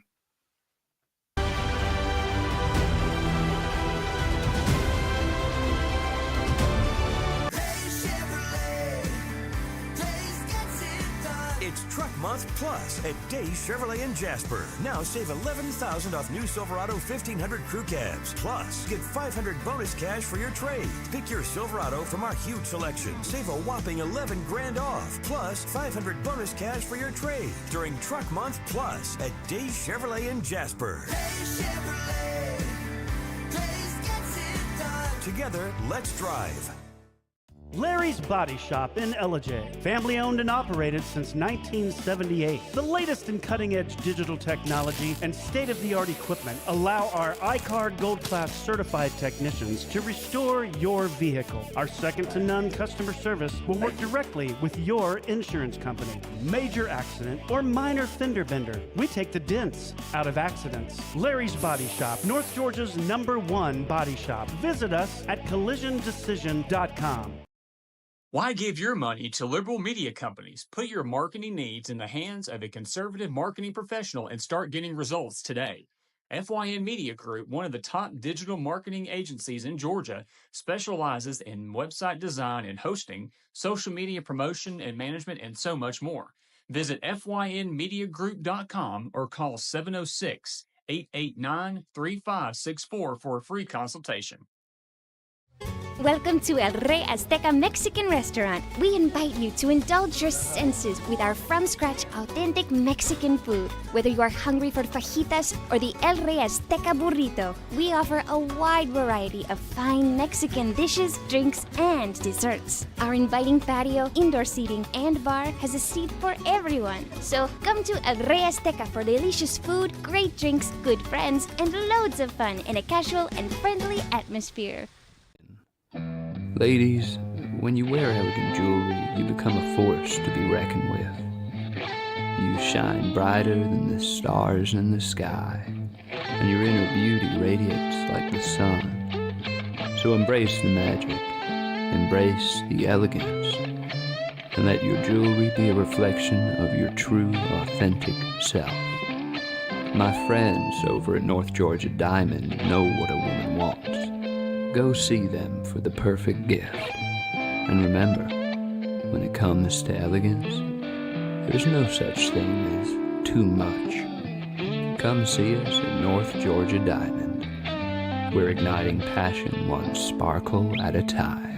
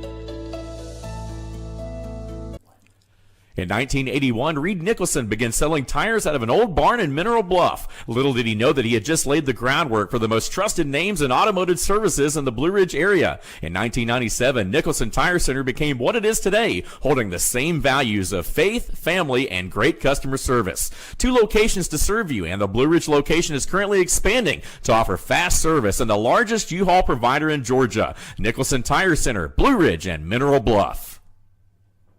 This is a special report. Knowing how to invest your money is harder than ever before. Dealing with stock market volatility, record debt, and terrorist attacks requires new thinking.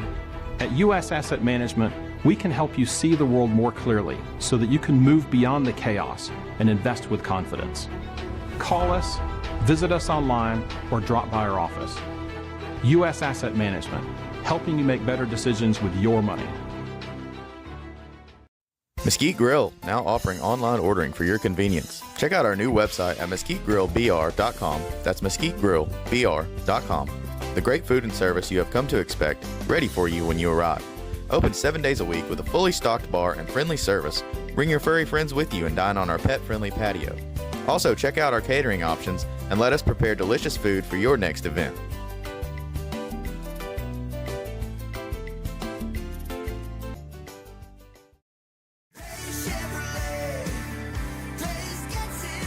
It's Truck Month Plus at Days Chevrolet in Jasper. Now save $11,000 off new Silverado 1500 crew cabs. Plus, get $500 bonus cash for your trade. Pick your Silverado from our huge selection. Save a whopping $11,000 off. Plus, $500 bonus cash for your trade during Truck Month Plus at Days Chevrolet in Jasper. Days Chevrolet.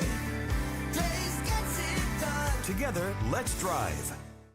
Larry's Body Shop in Ellijay. Family owned and operated since 1978. The latest in cutting-edge digital technology and state-of-the-art equipment allow our iCard Gold Class certified technicians to restore your vehicle. Our second-to-none customer service will work directly with your insurance company. Major accident or minor fender bender, we take the dents out of accidents. Larry's Body Shop, North Georgia's #1 body shop. Visit us at collisiondecision.com. Why give your money to liberal media companies? Put your marketing needs in the hands of a conservative marketing professional and start getting results today. FYN Media Group, one of the top digital marketing agencies in Georgia, specializes in website design and hosting, social media promotion and management, and so much more. Visit FYNmediagroup.com or call 706-889-3564 for a free consultation. Welcome to El Rey Azteca Mexican Restaurant. We invite you to indulge your senses with our from-scratch authentic Mexican food. Whether you are hungry for fajitas or the El Rey Azteca burrito, we offer a wide variety of fine Mexican dishes, drinks, and desserts. Our inviting patio, indoor seating, and bar has a seat for everyone. So come to El Rey Azteca for delicious food, great drinks, good friends, and loads of fun in a casual and friendly atmosphere. Ladies, when you wear elegant jewelry, you become a force to be reckoned with. You shine brighter than the stars in the sky, and your inner beauty radiates like the sun. So embrace the magic, embrace the elegance, and let your jewelry be a reflection of your true, authentic self. My friends over at North Georgia Diamond know what a woman wants. Go see them for the perfect gift. And remember, when it comes to elegance, there's no such thing as too much. Come see us at North Georgia Diamond. We're igniting passion one sparkle at a time.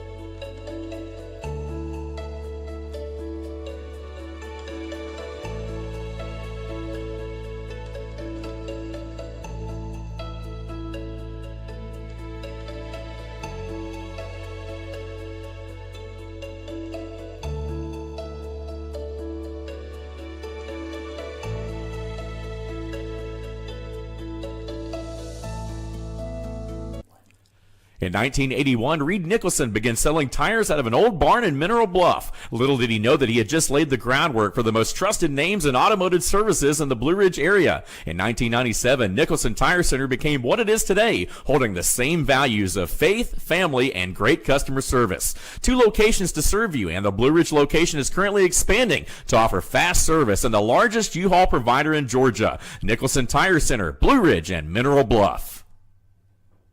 This is a special report. Knowing how to invest your money is harder than ever before. Dealing with stock market volatility, record debt, and terrorist attacks requires new thinking. At U.S. Asset Management, we can help you see the world more clearly so that you can move beyond the chaos and invest with confidence. Call us, visit us online, or drop by our office. U.S. Asset Management, helping you make better decisions with your money. Mesquite Grill, now offering online ordering for your convenience. Check out our new website at mesquitegrillbr.com. That's mesquitegrillbr.com. The great food and service you have come to expect, ready for you when you arrive. Open 7 days a week with a fully stocked bar and friendly service. Bring your furry friends with you and dine on our pet-friendly patio. Also, check out our catering options and let us prepare delicious food for your next event.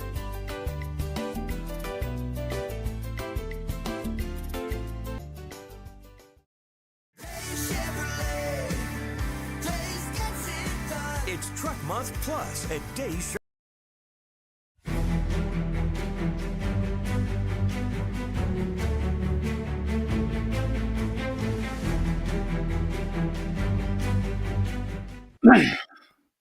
How are you today, folks? How are you this September 15th, 2025? I'm your host, BKP. It's time for the Georgia Hour.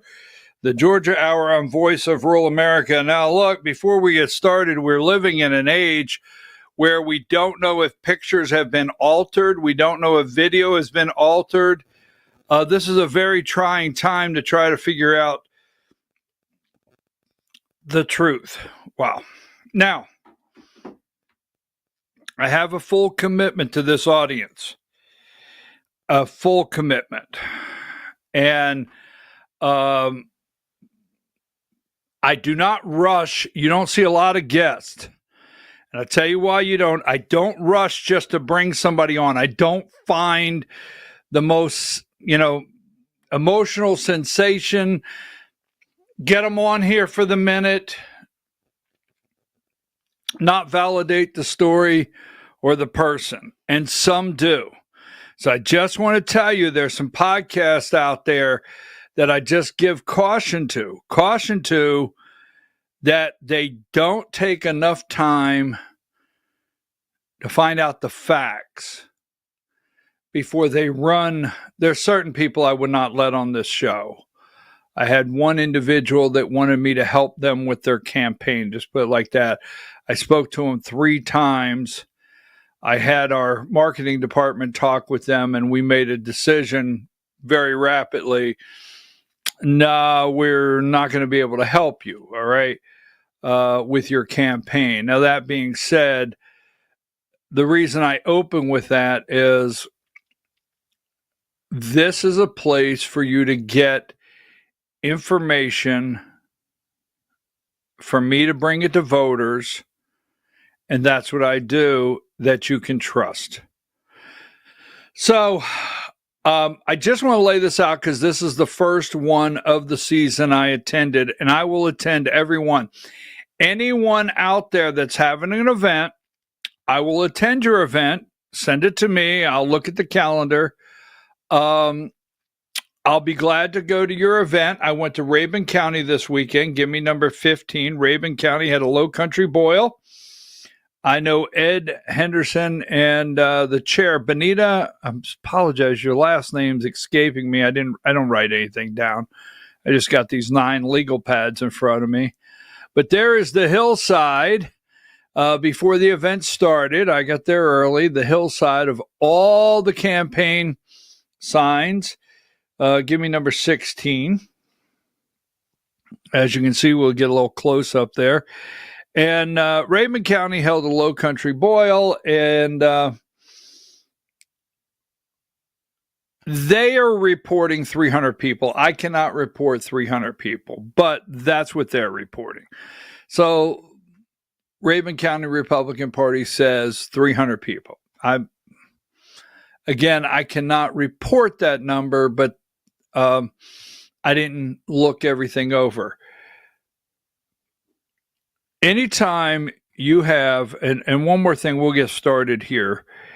Anytime you have an event, what I will do if the internet provides is I will just turn the camera on. I don't do commentary. Now, let me be perfectly clear. When I go to these events and I'm at the events, I'm there I'm there as a professional capacity, not any other thing. I don't go there. I don't chase the candidates down and do gotcha questions. I give candidates a chance to talk to me. Every single thing I do at these events are strictly and are about getting you, the voter, the most information. Period. If you're new to the show, that's what I do. My job's to get you the most information, let you know who's running for office, let you decide as a voter, not try to manipulate your decision. I will give you the campaigns that I probably am not going to be neutral on, not endorse, but not going to be neutral because of certain reasons. I'll go over that in a minute. So I want to thank Rabun County Republican Party. Anyone out there that has an event coming up, because if you want to hear, well, I'll explain later. If you want to hear what every one of these candidates said, I recorded it and published it. And there's no editorial. I just push go and stop. That's it. It's pure the candidates. Now, before we go there, I will not say Rabun County Republican Party in the 9th District, but I am disappointed in one thing. Although it's not your district, it's not your county, this is in the 9th District. The 9th District chairman was there, Stephen Aaron. Rabun County, and although I understand the principle of stay in your lane, I really wish some comments would have been made concerning early voting and the 21st, the State Senate District 21 here in Georgia. But nothing was said. That troubles me a little bit. All right. So give me number 80. Early voting has started. Early voting begins for special state Senate runoff election. And Saturday begins the first day of early voting.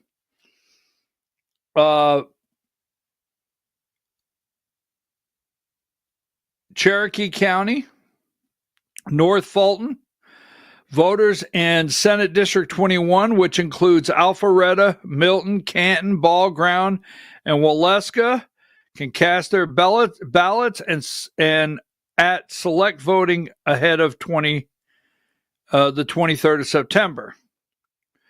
So we have early voting started. Here are the candidates. I have them here. I know I have them here somewhere, Diane. Give me number 91.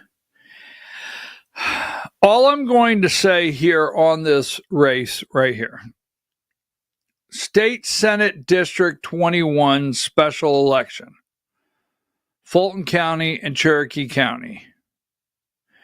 Raphael Warnock has endorsed her. U.S. Senator Raphael Warnock has endorsed Deborah Shingley. John Ossoff, U.S. Senator, has gone to the district and campaigned with her. And Jason Dickerson, I do know there's been some social media post. I think there was a Turning Point Action social media post about door knocking. But as I said, unless I'm totally wrong here, Republicans couldn't have a problem. And everything needs to stop, as far as I'm concerned, for this right here, because I'm not telling you, I don't even know Jason Dickerson. I know that. And it goes against, the just go vote R. I can't stand to say just go vote R. All right? Can't stand that. But what I do know is if Democrats take this seat, the money will pour in here. And we are looking at number 2, the next one in November. So this is September 23rd, right? September 23rd. Next one will be in November. And that'll be the Public Service Commissioner's race, District 2 and District 3. Right? At the same time, your municipalities, your city council, your mayor, where they're predominantly Democrat voters, are going to pour out to the polls. See, I've explained this over and over. I'm in Fannin County. I'm not in the city, not in the big city. The only thing on the ballot in November for myself is Public Service Commissioner. Drive down there, Public Service Commissioner. I don't know. Is that a big deal? Yes. I'm telling you now, they will in the terms of capture. All right. If Democrats the 23rd of September win a state Senate seat, that will be a victory. A victory. That victory will parlay into money pouring into the state. Because September, you just have October pouring into this state, because they'll go on the victory in that battle.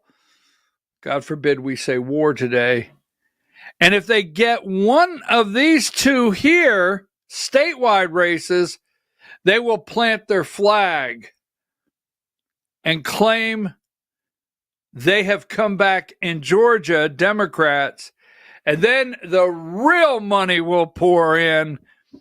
And I'll be damned if, whoever is running Republican for Senate or constitutional office, you're going to have a problem. So I'm asking that you get the vote out. I've seen some negatives. I've had some phone calls of people, Republicans, that just,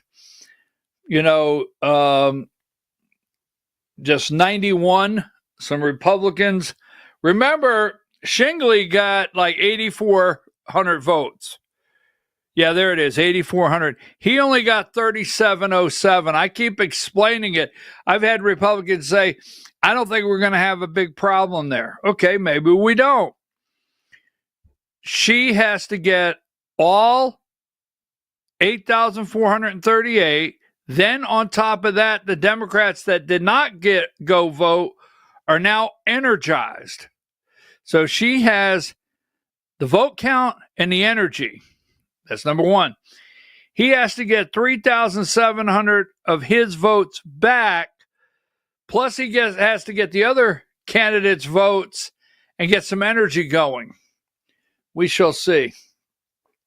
I hope my warnings do not go unheard. Now, so number 3, Derek Dooley. let me just show you something here. So Saturday, there he is, Derek Dooley and Brian Kemp, number 86. Now, I'm halfway interested in this event. You're invited to a conversation. You're invited to a conversation with special guest Brian Kemp and Derek Dooley. I cannot get to Augusta Monday the 15th. That's today at 12 o'clock. I can't get there by noon. But the fact anything named Fat Man's Cafe, just saying. They had me at Fat Man's Cafe free of charge. I can't make it. Are you telling me Fat Man's Cafe, I will get lunch? Can't be there. But at 12 o'clock today, Brian Kemp and Derek Dooley will, they'll be having a conversation.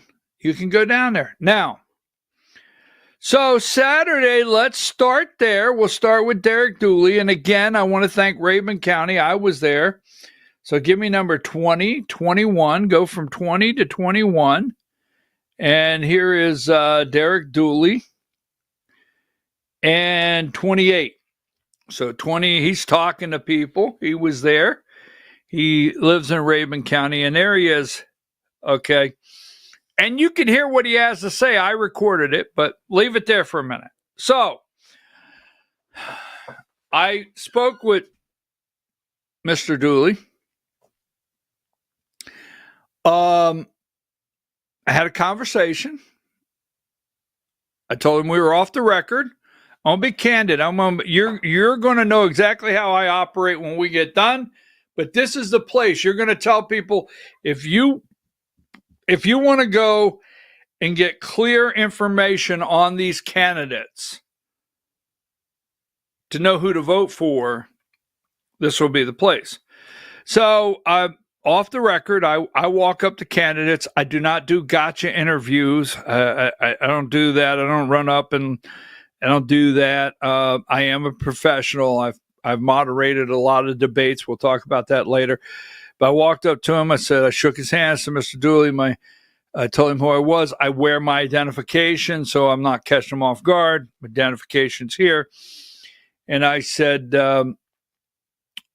I'd like to get you on my program. Now, he agreed to come on the program. All right. And I told him I don't do gotcha interviews, and I don't do interviews where a candidate, I looked right at him. I said, Mr. Dooley, I asked tough questions, and I will ask you some tough questions. He had some people next to him, and they heard it. His communications director was there. And I said, I'm going to ask you tough questions. All right. And, but you won't leave the program feeling disrespected. That's not how I roll. And then we had a discussion about something else. I asked him a question about something else, and he raised an eyebrow. But there you go. So the communications director, he agreed to come on the program and do a 22-minute interview. I'm waiting to hear from them. And the communications director promised he would get in touch with me and schedule it. All right. So I did meet him yesterday. I listened to his conversation. I listened to the way he rolls yesterday. Now,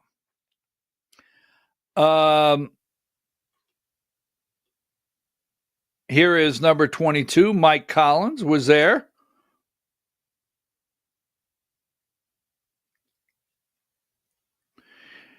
And I'm going to get someone's going to get really upset with me today. I don't know exactly who it'll be. This is Dr. Janice Johnson was there. Now, why do I go to these things? I go to see who talks to whom is it? When do I use the whom? Whom? I see who's talking. I look at who's talking. I pay attention. I look to see who is sitting with each, Look over there. Who's sitting over there? Who's sitting over there? Oh, yes. Oh, yes. If you just stand around. Now, I'm going to explain the crowd. Now, I'm not saying anything here, Dr. Janice Johnston, but Congressman Mike Collins saying hello. Dr. Janice Johnston was there. And you see, why was she there? You see, if I don't go, who's going to ask the question, why was she there? Is she running for something? Has she started going to political events? Why is she going to political events? I did ask her that question. All right. And we'll get into that in a moment. So she's on the State Board of Elections. Now, number 27, Congressman Mike Collins. Now, I'm going to make a comment about the Senate campaign when I get finished with everyone that was there. But here he is, and he's there, and it is recorded. I will tell you where you can go listen to all their stump speeches. I had a conversation with him. I did not ask him, and I'm not going to quote it. I have not asked him to come on the show, and I'm not against him. Are we clear? I'm not against Congressman Mike Collins where this campaign's concerned, and God knows I sure as hell am not supporting, well, better not say that, but I'm not supporting another candidate. But this guy here, now let's just go with the facts, number 18. And I'm not gonna give you the words, but this guy here, number 18, this is Brandon Phillips. Brandon Phillips works for Congressman Mike Collins. When I went to the Mike Collins kickoff, Brandon Phillips was not very kind to me.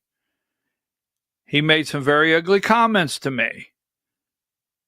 And so I have not asked Congressman Mike Collins to come on the program at this time. I'm not pushing his campaign. I told his campaign manager if he wanted to talk, he knew where to get me. But this guy had some choice words for me.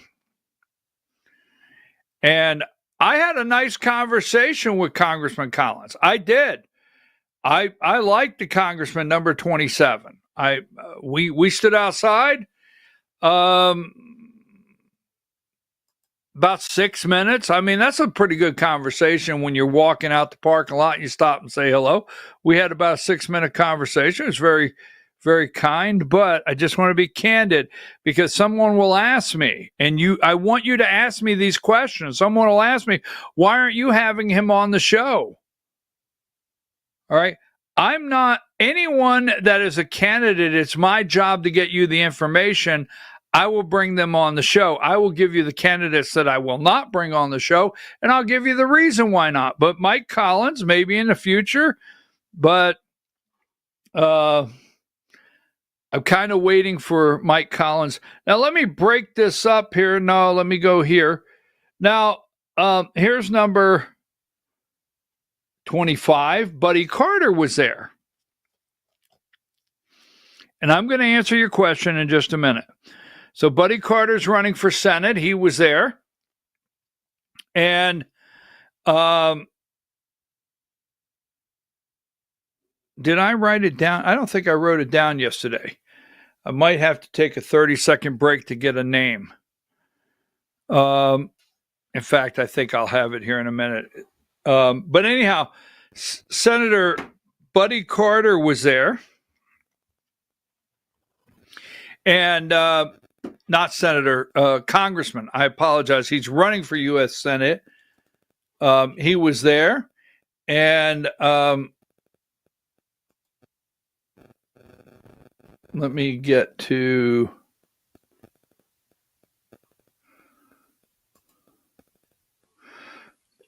Hold on just 1 minute. I promise we'll get back in gear here.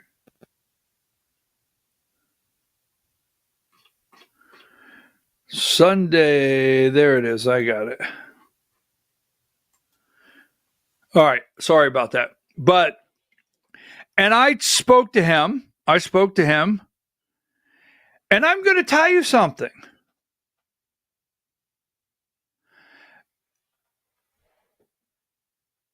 There were only 2 people. And Derek Dooley didn't do it. There was only 2 people that asked for my vote. Now, let me ask you a question. I tell candidates all the time, no matter what you do, even if you know someone's voting for you, the last thing you do when you leave them, say, I appreciate your vote in November, or I appreciate your vote in May. That's when the primary is. I hope I can count on your vote. I'm asking for your vote. I still want candidates to ask for my vote. Don't let candidates get away. If you could go over all the issues, and even if you agree with everything on a candidate, if a candidate does not look at you and ask for the vote, keep that in mind. Now, out of all the Senate candidates, this is the only guy that asked for my vote. Now, I did go up to him, Buddy Carter. He's a nice man. I went up to him and I said, I want to tell you I appreciate that you're in the race, and I do, and I appreciate the announcement of the other candidate didn't push you out, and that you're still fighting and up here in Rabun County. He's from the 1st District. So I'm not supporting him, but I'm going to be kind. I'm going to be nice to people. I'm not, trust me. All right. You don't know me when I go to these events. It's not a different me. I want to be clear. Don't get me all irritated, because that's not what I do. But I make sure that I'm there, whether you like it or not. I'm there on your behalf Saturday, because I'm going to get you the most information. So I can't be going up there and showing my ass. Excuse me. I don't know why that came out like that, but I can't. So he's the only one that asked me for the vote. He was very nice. All right. Now, I know what you're going to say. Well, wait a minute. Where's the picture of Reagan Box? Look, I know there's some of you out there that really like Reagan Box, and I'm not telling you not to. I'm not. But you got to keep in mind, she will not speak to me, and she knows, I know why she will not speak to me, and so does she. We both know why she won't speak to me. Now, she was up there Saturday, right? And she gave her 3 minutes. She gave her 3 minutes, and I recorded her 3 minutes. You can hear it, but she's not pictured here. And I have to tell you, this guy spoke to me 5-6 minutes. Mike Collins, 5-6 minutes, and even Derek Dooley. But Reagan Box won't speak to me, and she knows it. And trust me, folks. Okay? So, there you go. This woman's had every opportunity at convention and so many places just to at least say hello. And I'm not rude. No, I'm not a jackass. Only on the show here do I really get my jackass out and wear it from time to time. But when I go out, I'm not a jackass. If she spoke to me, I'd say hello. But she doesn't. So keep that in mind. I don't consider her a candidate. I know. Boy, wow. Just got a lot of people angry. Keep in mind, when they won't speak to BKP, why not? All right. So the Senate candidates are out. Senate candidates are out. Now, before we get into a new governor candidate, we're getting ready to go there. I want to bring up something here. This is 23. And this is, make sure I'm right. This is Richard Wood. This is your state school, Georgia State School Superintendent. So here's the races that I will cover, but I can't say I'm endorsing anyone, but I won't have a neutral view. So I can have a somewhat pretty balanced neutral view on the governor's race, try to make sure you get the most information. I'm going to attempt to do that again also with Secretary of State's race. Lieutenant Governor, I'm not. I had a good talk with Blake Tillery. Everybody's a nice young man to me nowadays, but he's a nice young man. I had a good talk with Blake Tillery. I'll get into that in a moment. That's Lieutenant Governor. The Attorney General, I'm not clear on, but State School Superintendent. I thoroughly am advocating a change. All right. Thoroughly and completely advocating a change in the state school superintendent. In fact, I'd like to have a change in the entire system, school system here in Georgia. But remember, we'll come back here to this picture here in just a minute. But Diane, if you'll give me, remember, this is 89. Test scores. 45% below average, 32% below basic level in reading. The proficiency scores came out. Remember that? Nationwide. Now, wait a minute. Number 90. Math reading scores for high school slide. And then you have number 92. Proficiency in science, 8th grade test scores. Only 31% of our students are proficient in science. 12th grade, proficient in reading and proficient in math. Give me number 93. Now, this is nationally. This is not just Georgia. But in Georgia, we brag about graduation rates. But these are national test scores. Now, Saturday, this is Richard Wood. Let me get back to him. And Richard Wood, right there, is the current, and I think he would be running for his 3rd or 4th term. Give me number 42.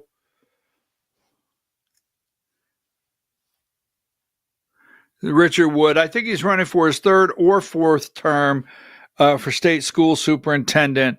And he's a total no to me. It is time to get him out of there. Now, this lady here, number 46, Misha Maynard was there. Right? Misha Maynard was there. She is the Democrat that switched to Republican, that lost the seat to a Democrat. She's running for state school superintendent.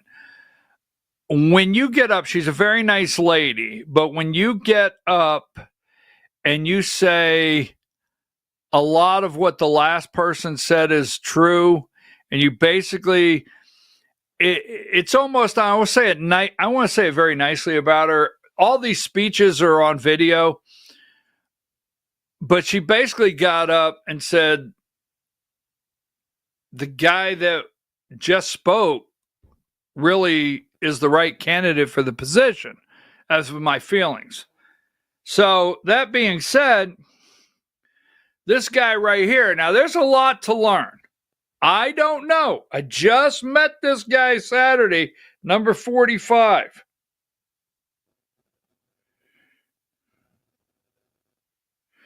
Third term. Thank you very much. Thank you very much. Third term. This guy right here is Trammell, right? Mr. Trammell. And all I'm going to say for school superintendent, Mr. Trammell. Randall Trammell is his name. I don't know the guy. I have invited him to be on the show because he stood up. He had 3 minutes to speak. And again, it's the videos out there. You can watch it. And he blows you away with facts. He got up in 3 minutes, our school system in Georgia, and he burnt the house down with facts. I mean, there was 3 candidates there for Georgia State School Superintendent. And you know what Richard Wood said? I don't remember. Wow. That's how Impressive. But what he said was, oh, by the way, we're teaching our kids cursive writing. I'm like, okay, all right. Oh, by the way, we're teaching our kids cursive writing. Okay. You know what he told me? He told me that we rank below Mississippi in education in the nation. Now, I'm not knocking my good friends over in Mississippi, especially you ones with a full set of teeth. Got it? So I got family. That was for my family. That was a direct to my family. Anyhow, I'm not knocking anybody in Mississippi, all jokes aside. But when you're behind, and I think you can get the number. I think we're like 38th in the nation, education-wise. We're like 38. I think he said between 35 and 40. I think he said I think they were guessing is like 38 or something. Behind Mississippi. This guy threw out facts. Anyhow, I'm trying to get him on the show. I will dedicate this hour. There'll be a lot more because I don't know. I may have to do 2 hours. But I will dedicate. I will go. I went to Rabin, and I'm going to tell you about another event we're getting ready to have. And if your county out there is having an event and you've got a lot of candidates coming, don't hesitate. Because even Rabin County wrote a very nice thing about Voice of Rural America that I was there and covered it. I'm the only one that went and covered it. You don't see that coverage anywhere. No one covered any of it Saturday. I mean, there might be a local shot in their newspaper, but I'm the only one that covered this. I'm the only one bringing you these candidates. I'll go all over the damn state. Send me a little money. Put a little money in a bag for me now, man. Send me a little money. I need some gas, brother. Need some gas. Anyhow, all right. So I really enjoyed meeting this guy. I'm going to try to get him on the show. Now, there was one governor candidate. And let's go to the governor. And then, number 43. The Weasel was there. Right? The Weasel was there. And that 43. That's not 43. 43. There he is. That's the Weasel. Greg Dolezal. He was sad because he wasn't in Milford or Alpharetta. Nothing against my friends in Milford or Alpharetta or Milton. Milton. Not Milford. Milton. Sorry. I could just drive through there. That's all I get. Drive through. Boom. I don't get invited to any of those addresses. So the Weasel was there. Now, I want to briefly tell you about this guy running for governor. And this guy really got me. He got everybody there. Give me 32. I tell you what, he got everybody there. Everybody. And this is Ken Yasgur. This is Ken Yasgur, and he's from Savannah. He drove all the way up from Savannah. And I have to tell you, I'd love for you to go listen. Diane, can you do me a favor? Can you go to the Facebook page, Voice of Rural America, and just take a screenshot of where it's recorded so I could direct people there in a minute? Before the show ends. But this is Ken Yasgur. He's running for governor, and he had everybody. You can listen to it. He had everybody. He's 2 years sober. He tells the story. He's a veteran. He said he served alongside of guys. They weren't Republican. They weren't Democrat. They were unified together in a war. I mean, he really gave a great 3 minutes. Very nice guy. And he's from Savannah, and he's running for governor. His name's Ken Yasgur. Got everybody. Now, Burt Jones was not there. Chris Carr was not there. Brad Raffensperger has not announced that he's running. But who? Right, folks? On this show, 83. Now, we won't do this, but remember, I told you weeks ago,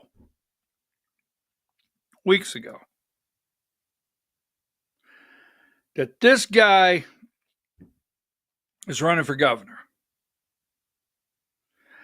I spoke to Clark Dean. I've already spoke to him on the phone. We had a brief conversation, maybe 3-4 minutes, but it was enough. I've already spoke to his communications director. They've already said he wants to be on the show. So we're going to let him be on the show.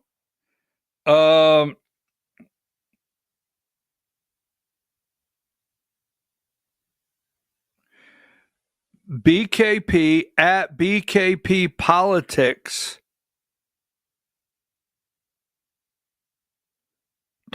It should be on the screen there. I know you tried this.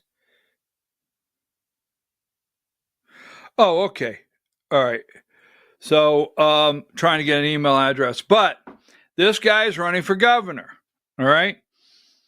I told you this a month ago. I told you this, 2 weeks ago? I already spoke to him. Now, do you know he is the CEO, 75, business executive Clark Dean.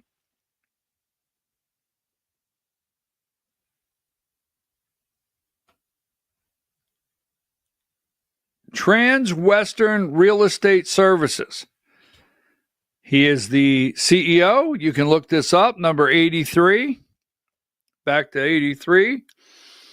And he is a business executive. Clark Dean filed paperwork to run for Georgia, governor in Georgia. Now, again, I've already spoke to his communications director. I got the green light that he would come on the show.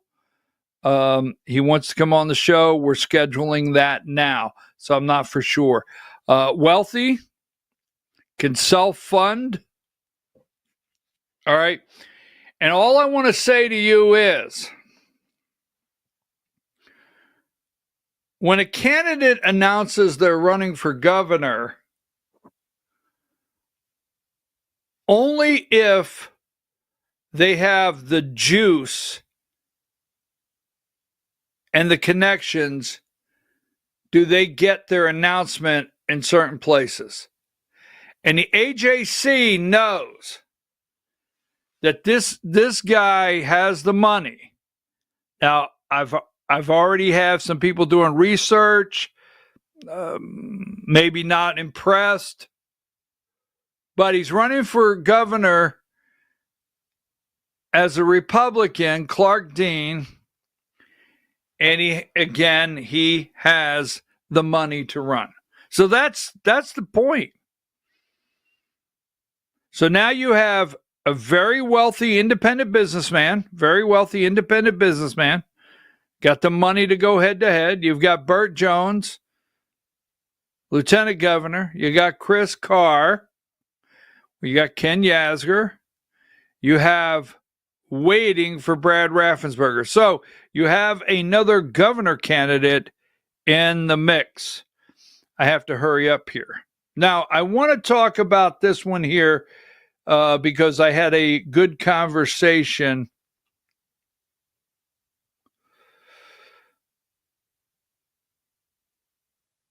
And I'm going to give you the quote so I don't misrepresent. But number 17. This is Kelvin and Janelle King. Now, I have a question for you for Secretary of State.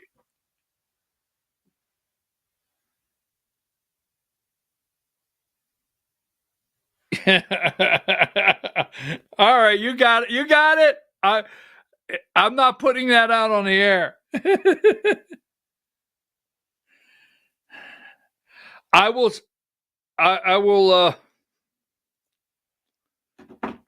Okay, that was good. Sorry, it's a moving show. Now, let me just say this with Kelvin and Janelle King. I remember Janelle King when one morning I was watching the Georgia Gang, and I no longer watch the Georgia Gang, and I don't want to say anything ugly, but it's not the Georgia Gang of the days when Dick Williams had a bow tie. And if you know what Georgia politics is, Dick Williams, Dick Williams and his bow tie on Sunday morning, a political nerd, that was me. All right. I just really like the guy. Now, that being said, one morning, this young lady, and I mean young lady, you can go back and look, was filling in, and I was watching, and I was like, Janelle King, who is that? And I was just so impressed by her. This goes way back, folks. Some of you political nerds can get the feeling of how far back this goes. And I found her, and I sent her a message. I found her email, sent her a message, told her I was very impressed. And she has been on this show multiple times.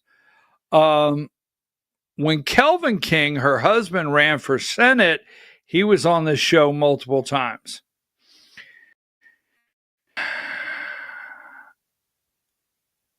We may go down this road later, but yesterday, either one of them spoke to me. Either one.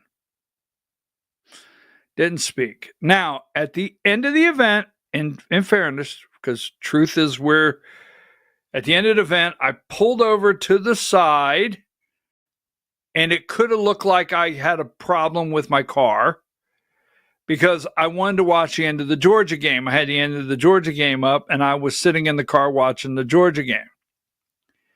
And as he pulled out, I didn't even know it was him. A car stopped, rolled the window down. It was him. I rolled the window down. He said, I was just checking if you were okay. And I said, yeah, I'm fine. He said, all right, just checking. And he rolled the window back up. Now I want to be very clear. So that's the extent of they spoke to me. And it was Kelvin. All right. Now, I don't know why, but this makes several times. All right. So yesterday, now, here's my question to you. This is my big question on Secretary of State. Number 36. They gave her an opportunity to get up and speak yesterday. Because she's a member of the Georgia State Board of Elections. Right? They gave him number 37. That's Janelle King. They gave Janelle King an opportunity. This is Kelvin King, her husband. They gave him an opportunity to get up and speak because he is running for Secretary of State of Georgia. Okay? Now, they gave 47. They gave Dr. Janice Johnson an opportunity to get up and speak. Right behind Janelle King. As they called, I think if you go to the video, you'll see, as they called her, Janelle's partner, on the board against everybody else or something like that. You can hear it in the video. Now, I asked Dr. Johnston, I said, are you here? Are you going to political events because you have a candidate you're supporting? And she smiled, not indicating anything, and said, no, I just think I should come to these things. So it was very kind. It was very pleasant. And I like Dr. Janice Johnston. I like her. But I just found it interesting. Then, when Janelle King spoke, it's on the video, she let people know that they were a dual campaign. So I'm just asking you, do you want Kelvin King to be Secretary of State? Listen for yourself. Don't take it from me. Or do you want Janelle King? Now,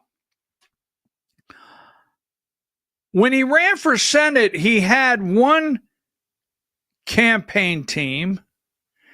And now, we'll talk about it later. Now, he has a different campaign team. Yes. Is that a big deal? No.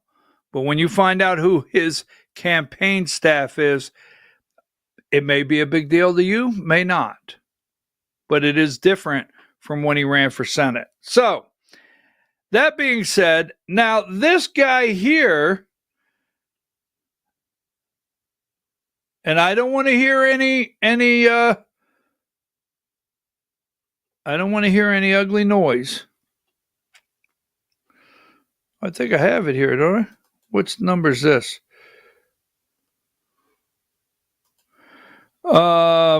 Give me number, is it 35? Yes. This is Tim Fleming. Now, Tim Fleming, state representative, is running for Secretary of State. Tim Fleming came up to me yesterday, asked me for my vote. That's the second one. Buddy Carter asked me. Tim Fleming came up and asked me for my vote. Talked to me about 15 minutes. And I said, hey, can you be on the show? He said, text me. Here's my number. I've already texted him. He texted me back. Now, Kelvin King, you listen to what Kelvin King said running for Secretary of State. Tim Fleming made bold, direct promises. On the video, I'm going to show you where to go get the video. He made bold, direct promises that some of you may say, that's what I want to hear. So that being said, I text him. I gave him the times. He is getting his schedule. He's got it busy. He does have that blue ribbon panel he's chairing right now, but he's committed. He'll come on the show. All right. Now, number 34, I just want to throw this out. Victor Anderson, he is state rep. He is the co-chair of the Blue Ribbon panel. He was with him yesterday. And Rabun County is also State Representative Victor Anderson's district. And he introduced Tim Fleming, his co-chair, and also endorsed him. Just putting that out there. Now, in the interest of time, I've got to do something else. Number 33, Blake Tillery was there. And I walked up to Blake Tillery. He's a nice young man. I told you this, everybody to me.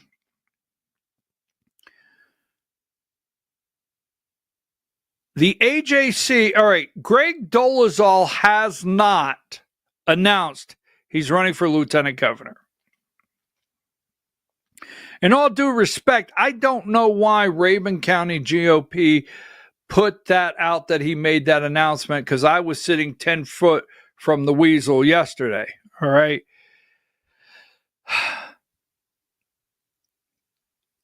They said he was going to make an announcement. That's why he wanted to speak. But he did not say, quote, you go listen, I'm running for lieutenant governor. He did not say that.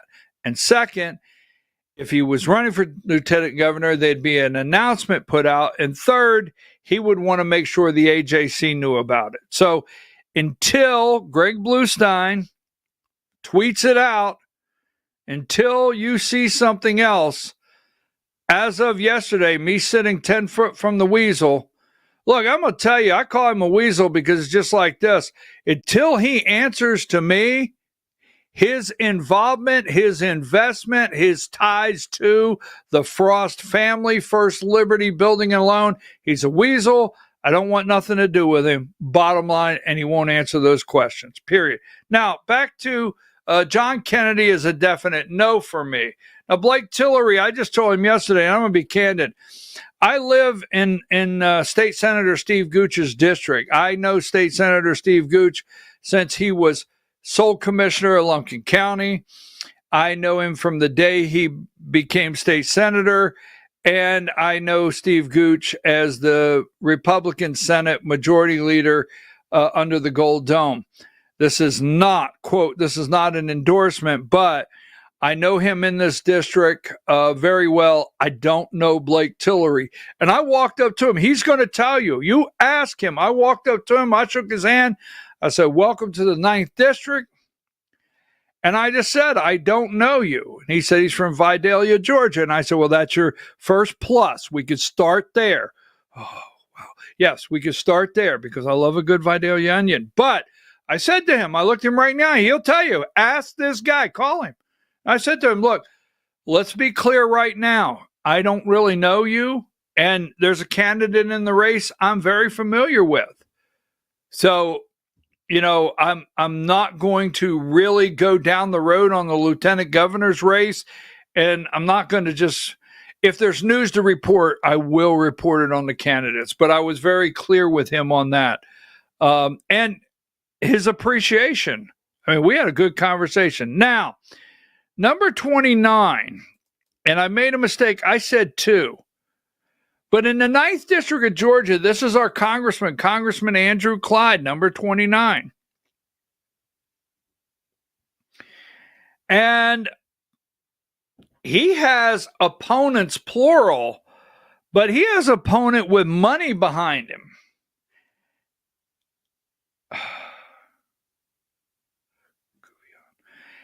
Sam Kuvion. Now, this is Andrew Clyde, congressman from the 9th District. Number 30, this is Sam Kuvion. And I did not ask him to be on the show because he knew immediately. He asked me when I was going to invite him on. But Sam Kuvion, he is the mayor of Gainesville, Georgia. He's got money behind him. I think $500,000 already. Mayor of Gainesville. He's running in the primary against Congressman Andrew Clyde. He came up. He spoke to me yesterday. He knows I'm in Fannin County. I'm in his district. I am a voter. He asked for my vote, and we spoke, I'd say 15 minutes. But he is out there. It's going to make an interesting race. Who else was there? I don't want to get said I didn't. Let's see. Cozart was there, 41 and 38. 41. Cozart is running for, is that his name? He's running for Attorney General. And 38, David Clark was there. And God knows David Clark didn't speak to me. No, there ain't no way David Clark would speak to me. But number 16, here you go. Ready? He's running for lieutenant governor. There it is, The Hill. If you have, Diane, did you get that screenshot? Were you able to do that? Now, if you go to Voice of Rural America, all right, our Facebook page, it's an hour and 27 minutes long. And what I do when I go to these events, if the internet is provided and there's enough internet to do it, all I do is set up the camera, right? Set up my mic. And when they start the event, I push start. And then when it's over, I push end. You could scroll through, find your candidate. They gave the Senate candidates 5 minutes. They gave the congressional candidates, I think, 5 minutes, and then they gave the and this is this gentleman Ken Yasger. If you want to meet him, like I told you, they gave the other candidates 3 minutes. So I do not do commentary. I don't make any That's the same thing. Comments, commentary. There's no opinion, nothing. You don't hear me. Pure candidates. Go listen for yourself. Now, here's the one I don't want to forget about. So, Renna Brother was there. Yes, here he is, number 19. This is Renner Brother. Do you know Renner Brother? Shelley Winters. Well, I know people get angry with me over that, and actually, I don't give a rat's. Okay, Shelley Winters will just alter any broadcast if he's, in my opinion, paid the right amount of money or has the right friends call him or the white friends. Ooh, did he say that? Yeah. If his white friends, I'm just saying now, right? And, I call him Renner Brother. I know. Quit saying it. But so he was there. So this is really good, right? So over at the table, they have water. And I went over to get a water at the food thing and get water, Diane. And I went down to get water.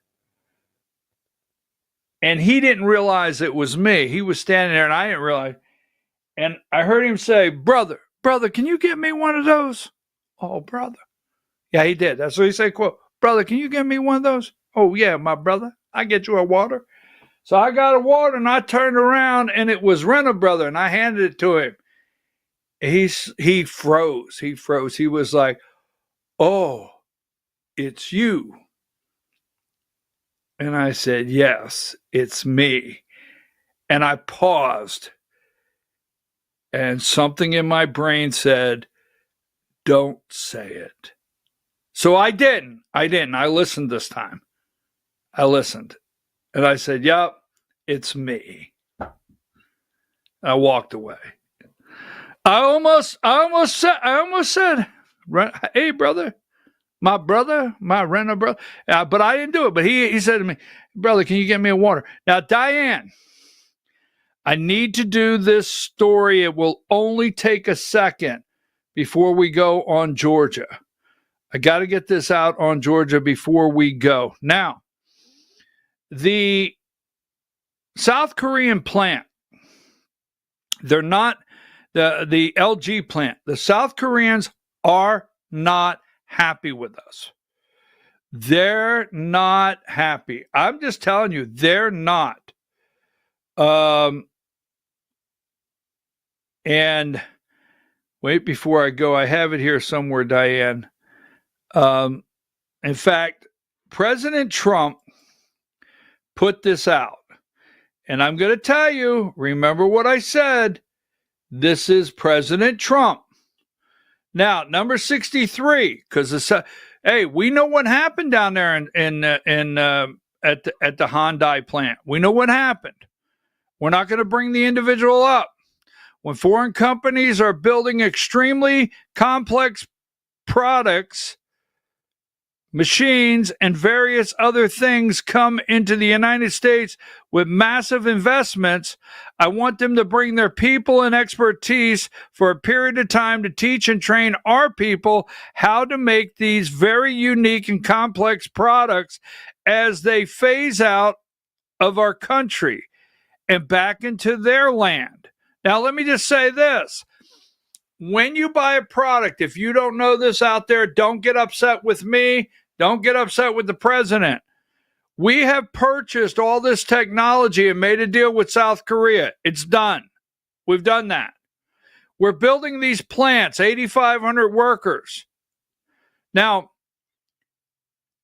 anyone out there, if you're aware of it, if you buy a piece of equipment, if you buy a piece of specialty software, they will send a technician to install, train. I bought a $130,000 piece of equipment one time. They sent from the company that came with someone from the company for about 7 days to train our staff on how to change O-rings. I mean, on and on. Train our staff. They had to come. This guy was not taken. We did not pay the individual. It was in the purchase of the product we made. I purchased software one time from out in Omaha, Nebraska. And part of it came with an individual coming and installing it, and a 3-day training. It came in the deal. They do that. So I don't know, but LG, these people, give me this video here. Watch for the translation. Give me video 5 really quickly, and then go back to this, please. Nobody is going to stay and work when it's like this. After this situation, we considered leaving our jobs. I don't know how the visa will work next time, and there will be some people who need to go there, but I have to think about it.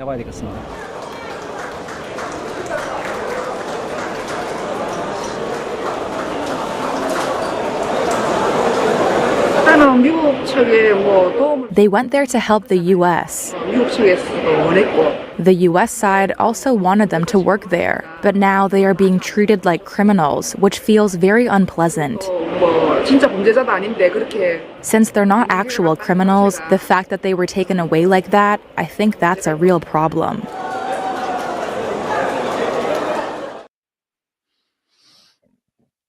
Folks, President Trump tried to work out a deal to keep them here. Down there in outside of Savannah, Bryan County. So no matter what you say, right? If we didn't do this, all of that massive investment will never come in the first place. Chips, semiconductors, computers, ships, trains, and so many other products that we have to learn from others how to make. We sent the products out, folks. We don't make them. Or in many cases, relearn because we used to be great at it, but not anymore. For example, shipbuilding, where we used to build a ship a day, and now we barely build a ship a year. I don't want to frighten off, disincentivize investment in America by outside countries or companies. We welcome them. We welcome their employees. And we are willing to proudly say we will learn from them and do even better than them at their own game. Sometime into the not too distant future. Now, President Trump's saying, I told you this. He's bringing all this investment in, foreign investment. Even if Brian Kemp brought this in before President Trump, it's here. It's South Korea. South Korea just left the White House. South Korea is trying to do a trade deal. They have backed off their trade deal with us. So I'm just going to tell you now, that was not I can hear it already. Well, they were taking Americans' jobs. No, they were not taking Americans' jobs. They're installing products that we don't know how it works, how it runs, and how to do it. You can't just drop the boxes off and put an owner's manual in there. You can't do that. Now, hopefully that'll be the end of it. Number 7 and 8, Diana, we're going to get out for the day.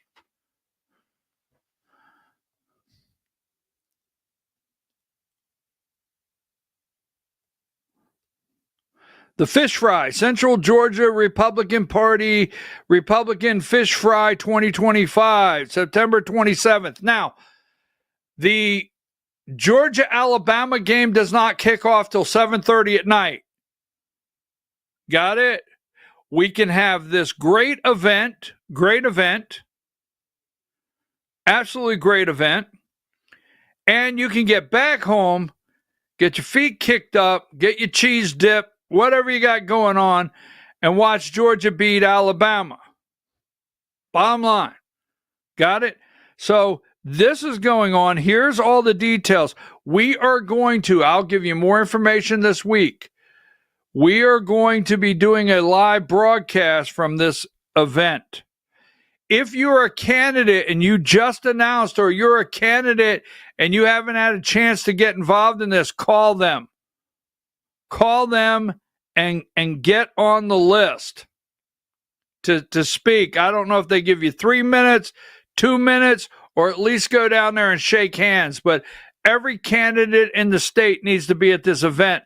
Nothing in your way. And give me number 8. They do have a gun raffle. Here's the details on the gun raffle that they're having. I want to put that up. Here's the good news. You ready for the good news? Give me number 6. I was not involved. Not at all. I'm not being questioned. No. There's been no inquiry. I have not been involved in a $140 million Ponzi scheme, the largest in the state of Georgia.